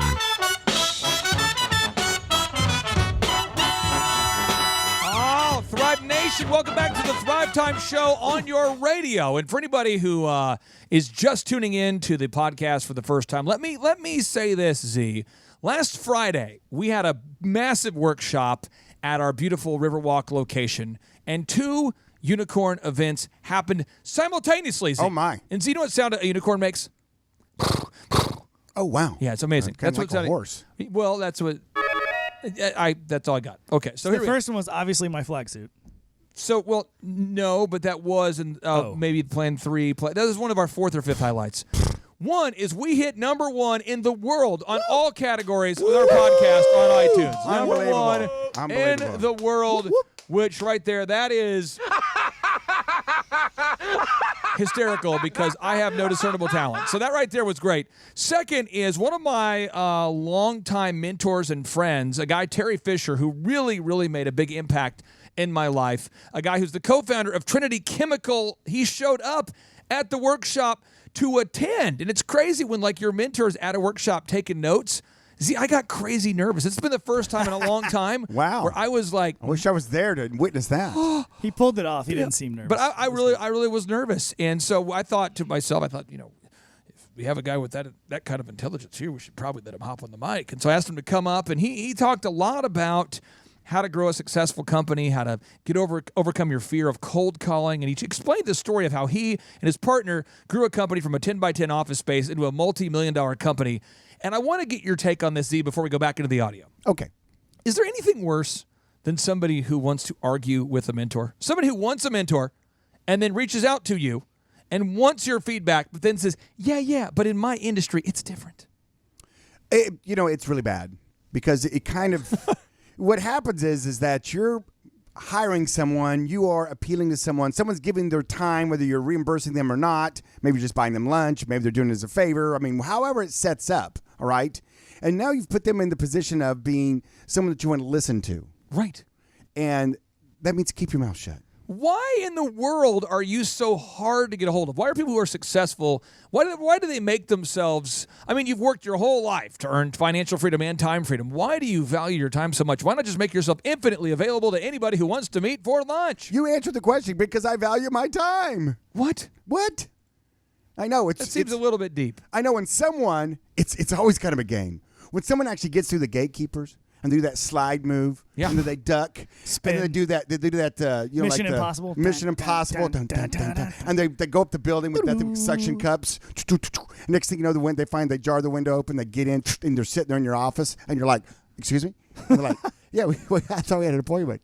I mean, I'm here for our 3 o'clock." Oh, you know what I mean? It's Corey, I want you to share with, because you're part of a group called Executive Experiences. Is that right? Yes, I am. Can you tell the listeners what Executive Experiences is all about, your group here? Well, Executive Experiences is an opportunity for people to get to know one another much, much quicker. So, for example, if you were to go on an experience with someone, all of a sudden, and that experience was something extreme, like if you were to go down a boat and these carp fly up in the air and you catch them in nets, all of a sudden you have this bond that is rather close, and so you can take that relationship. You only go with business owners, right? We only business owners. We need them to be at a certain level, and when you get around people who do this, you get smarter because you learn from one another. And guess what? We have had so many people do business with each other. We've all made a lot of money because people do business with people they like. Now, Corey, this is one thing I wanted to tee up. And by the way, that mic, Chuck, can you angle his mic up just a little bit there? That way all the listeners get to just... There it is. Is that better? Oh, wow. Oh, man. There he is. So this is it's beautiful. So this is something. There's a guy in your executive experience group. I won't mention his industry. Okay. But we'll just make eye contact and you know who he is. Yes. He will not meet anybody ever. He and I are very similar. Okay, yes. And we'll just say that he has a very successful company in Tulsa, been around for a long time. He's built a big empire. Okay, yes. Can you talk to me or talk to the listeners out there? Can you share with us why, or share with the listeners some of the common traits because you're around so many successful people in your group, Executive Experiences. Yes. Share some of the common traits of the personalities of the successful entrepreneurs. What are some of the common denominators? Because you're around these guys, you're catching fish together, you're going to Chick-fil-A World Headquarters together, you're hanging out together. What are some of the common denominators of the kind of people that you'd want to have as a mentor? It's a lot about what you and Z were talking about. It's just the protection of your time, but the being deliberate with the time that they have.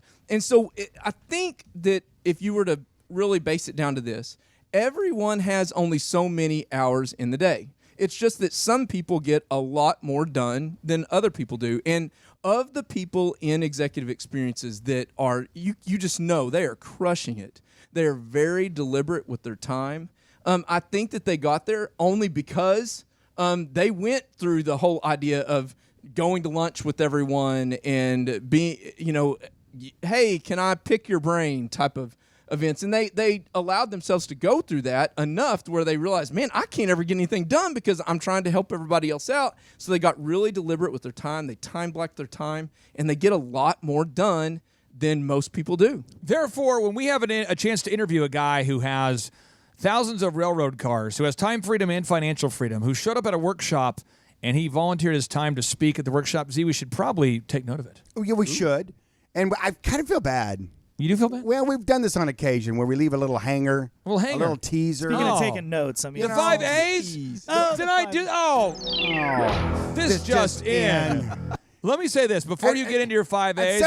Somebody's been sitting in their car, needing to run in to go to the restroom in the truck stop. This is what these. But they wanted to catch the 5 A's, and they're sitting there. Let me say this. And it's just been. And I'm sorry. Let me say this. I'm sorry. I'm sorry. There is 5 A's that we're going to go over in just a second. But I am the number 1 A, if you know what I'm saying. I am the number, because I totally skipped that segment. So I was going to say, Z's got the another A number for 1 you. A. But ironically, I'm on the B team. So back to you, sir.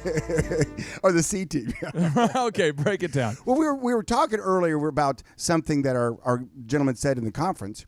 And it was dealt with, how long do you put up with someone being chronically late? How long do you put up with a poor employee? Right. And so one of the answers was, well, you'll put up as long as you want to, and that may change depending upon how good they are in the 5 A's. In other words, you might give a little bit more grace if someone is really good, and the 5 breakdowns of what I say every great employee or every employee should be striving to. And they are, just real quickly, attendance, and that deals with being on time. That deals with maybe staying a little bit late if you need to. Appearance, I mean, are they sharp? They're high and tight? For me, does it look like they've slept on their scrubs for 3 days? Ugh, I hate that. Yeah, not good. Accuracy, when they're there, are they killing it? Are they doing it right? Or do I have to have someone come back and follow up after them? Boo. Boo, boo. Above and beyond, that's your rock star. That's the guy that's just killing it. You're going, wow. So he's a little late every now and then. Can you put up with it? Well, that's up to you. You know what I'm saying? And then attitude. When a person has all 5 of those and they're rocking them out, that's awesome. Now, you say, okay, they're only not doing 1. Well, it depends on. I think you're going to like this song. It's called Rise and Grind. I wrote it for myself for my 37th birthday as a way to encourage myself to keep doing that which has made me successful. And sometimes you need to encourage yourself, don't you? Right? So here we go. 3, 2, 1, boom. Frick. What time is it? Where are my pants? Just turn. Oh, yes, it's time to rise and grind. Oh, yes, before the rooster crows. Oh, yes, it's time to rise and grind. Oh, yes, I wake up at 3 to get it all done. Got money on my mind and my wife's number 1. Kind of cultural cause I am a Christian. In it for the long game or nothing. Get rich quick, nah, I don't do it. But if you got a real goal, I'll help you pursue it. Like Rabbi Schneider, I'll be saying you can do it. You can do it. You can do it. Have to seize the day at Carpe Diem, son. If you ever want to make them Benjamins. Success requires self-discipline. Self-discipline. Self-discipline. I just said it 3 times in a row. Cause if you're looking for a real hero, you gotta look in the mirror, my bro. Will you be a victim or a victor? I think we're missing it all. How bizarre. The resources you need aren't very far. You gotta get 3 jobs like I once did. Target Applebee's and DirecTV, which meant I never watched TV. Cause I was on my grind like a 2-3, or like that 12 to the TB. Do you feel, man? Like a petting zoo. Stick to your goals like glue. Like 80 hours per week pursue.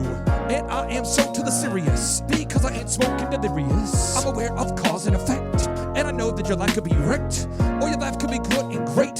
So what will you do today? Will you fill the schedule with nothingness, or the middle with somethingness? While you're waiting for a Santa and an elf, this just in, you could be helping yourself. Say no to the handouts, cause they hurt your pride. When you could be outworking the other guy. What? When you could be outworking the other guy. Who? When you could be outworking the other guy. Yes. Oh yes. It's time to rise and grind. Oh yes. Before the rooster crows.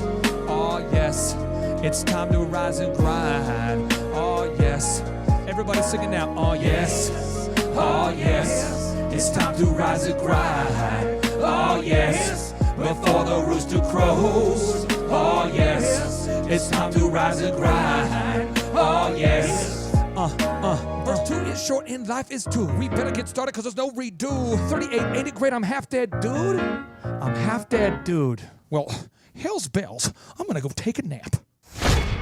Hey, Clay Clark and my Thrive peeps. It's Steve Currington, as you can tell. Although I'm not wearing my signature green shirt as usual, but I am riding in my signature green Lamborghini.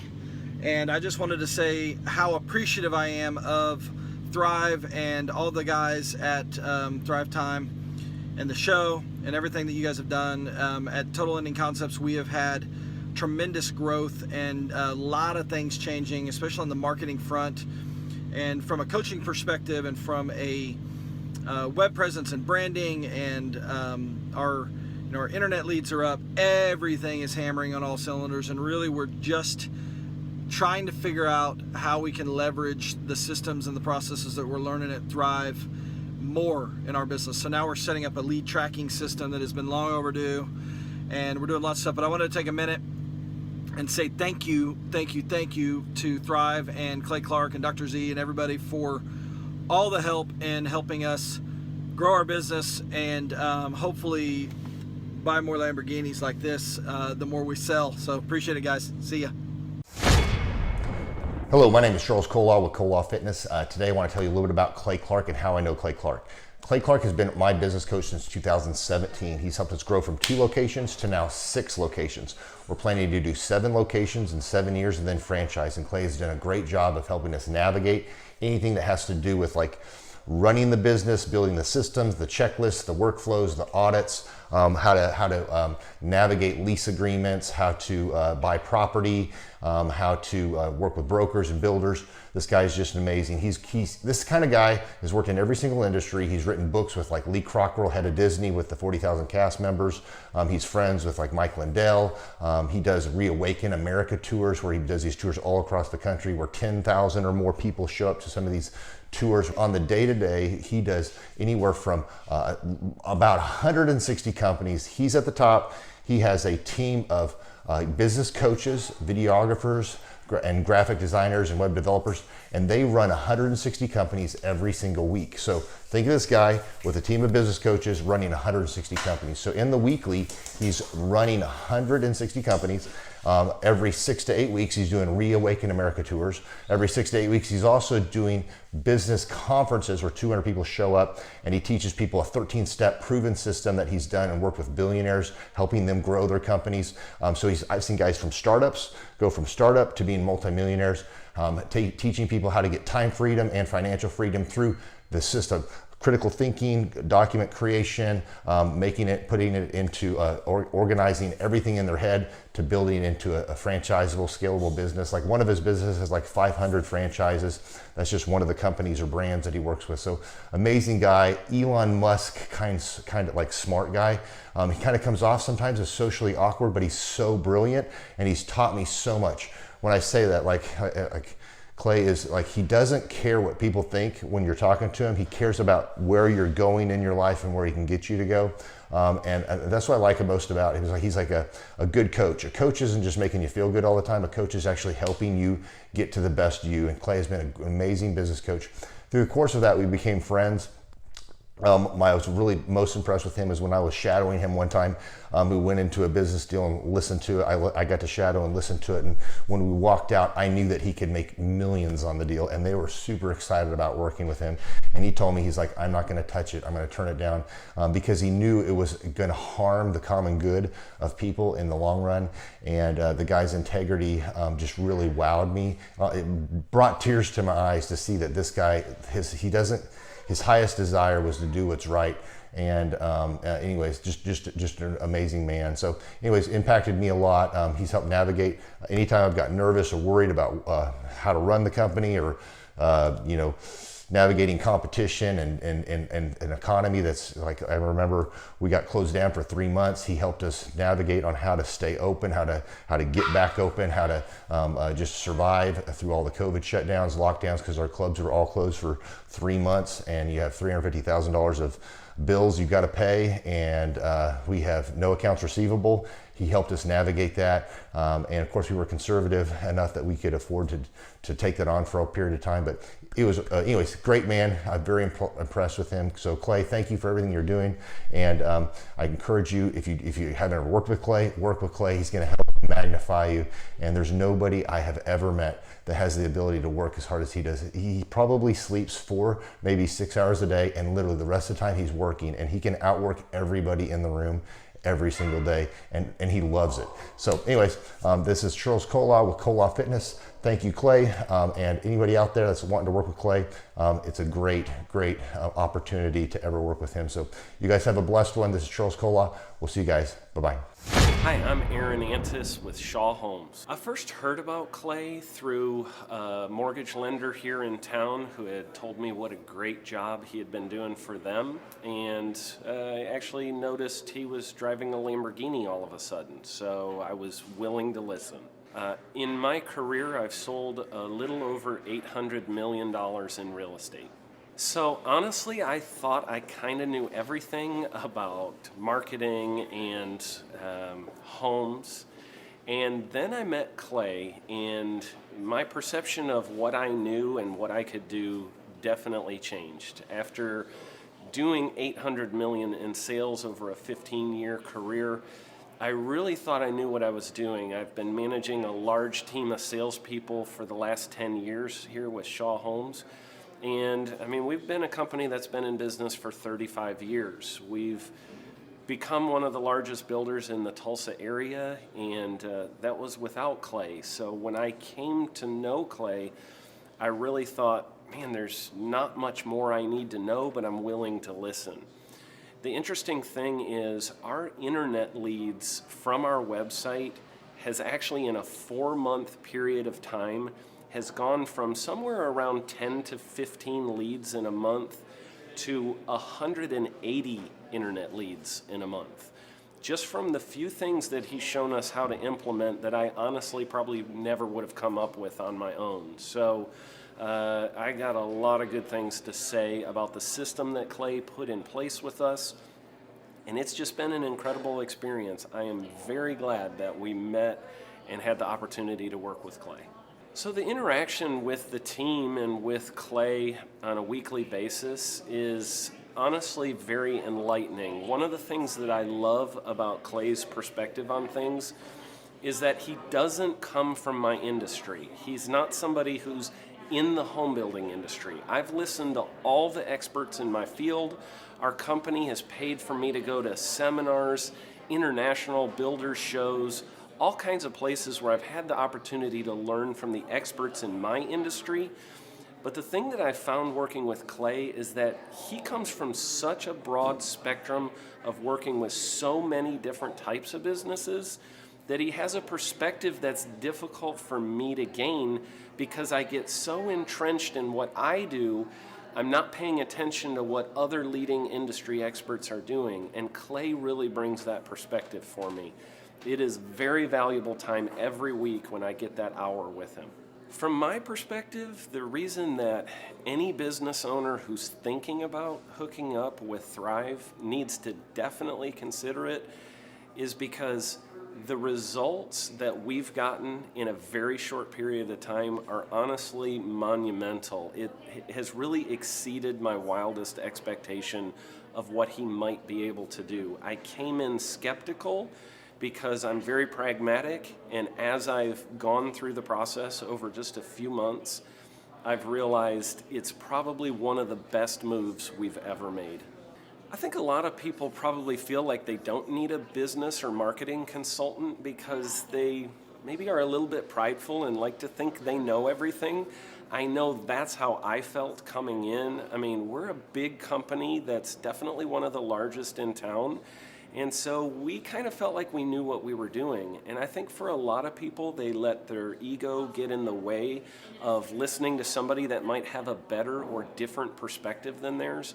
I would just really encourage you, if you're thinking about working with Clay, I mean, the thing is, it's month to month. Go give it a try and see what happens. I think in the 35-year history of Shaw Homes, this is probably the best thing that's happened to us. And I know if you give them a shot, I think you'll feel the same way. I know for me, the thing I would have missed out on if I didn't work with Clay is I would have missed out on literally an 1,800% increase in our internet leads. Going from 10 a month to 180 a month, that would have been a huge financial decision to just decide not to give it a shot. I would absolutely recommend Clay Clark to anybody who's thinking about working with somebody in marketing. I would skip over anybody else you were thinking about, and I would go straight to Clay and his team. I guarantee you're not going to regret it because we sure haven't. My name is Danielle Sprick, and I am the founder of D. Sprick Realty Group here in Tulsa, Oklahoma.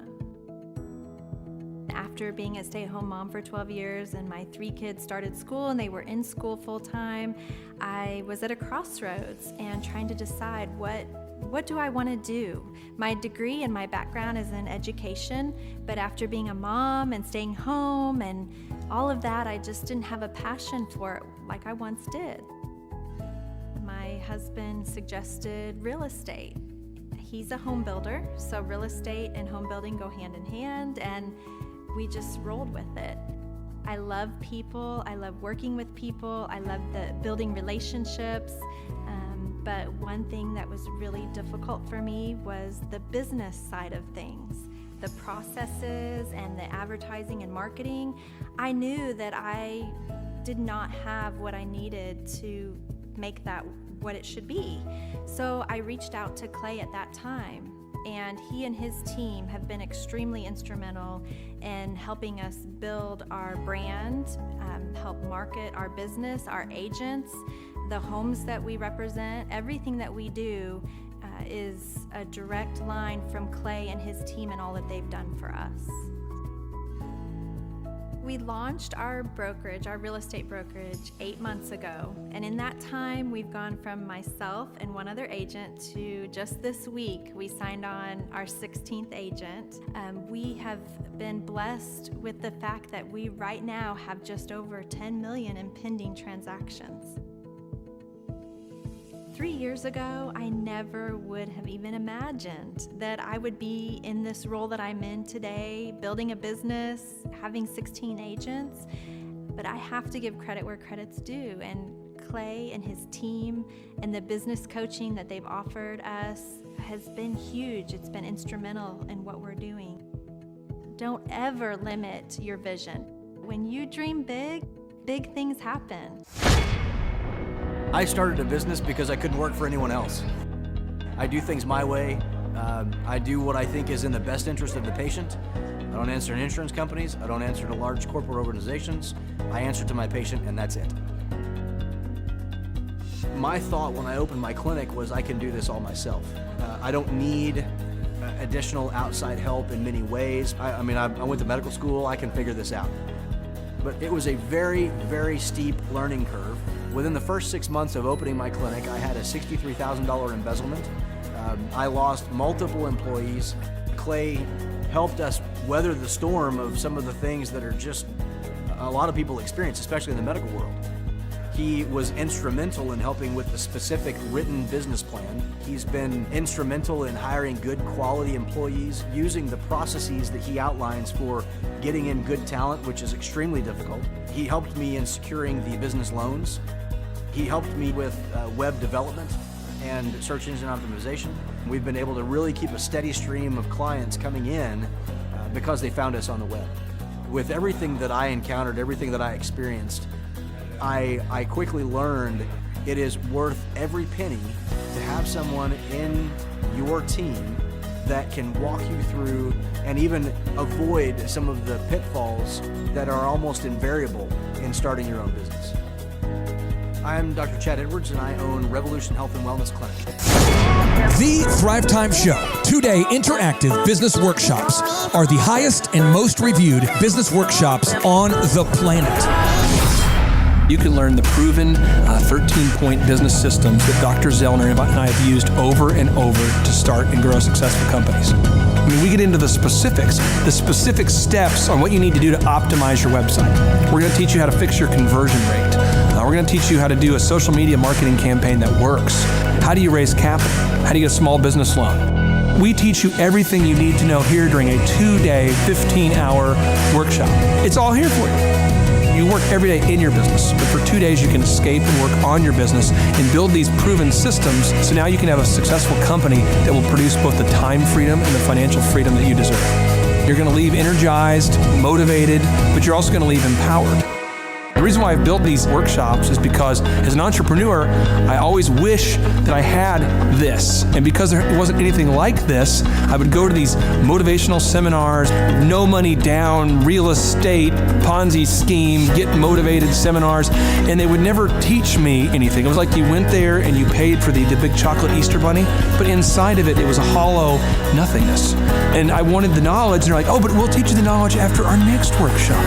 And the great thing is we have nothing to upsell. At every workshop, we teach you what you need to know. There's no one in the back of the room trying to sell you some next big get-rich-quick, walk-on-hot coals product. It's literally, we teach you the brass tacks, the specific stuff that you need to know to learn how to start and grow a business. And I encourage you to not believe what I'm saying, and I want you to Google the Z66 auto auction. I want you to Google elephant in the room.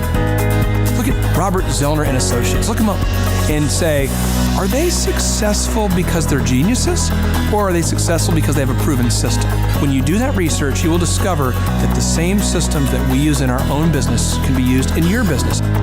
Come to Tulsa, book a ticket, and I guarantee you it's going to be the best business workshop ever, and we'll even give you your money back if you don't love it. We've built this facility for you, and we're excited to see you.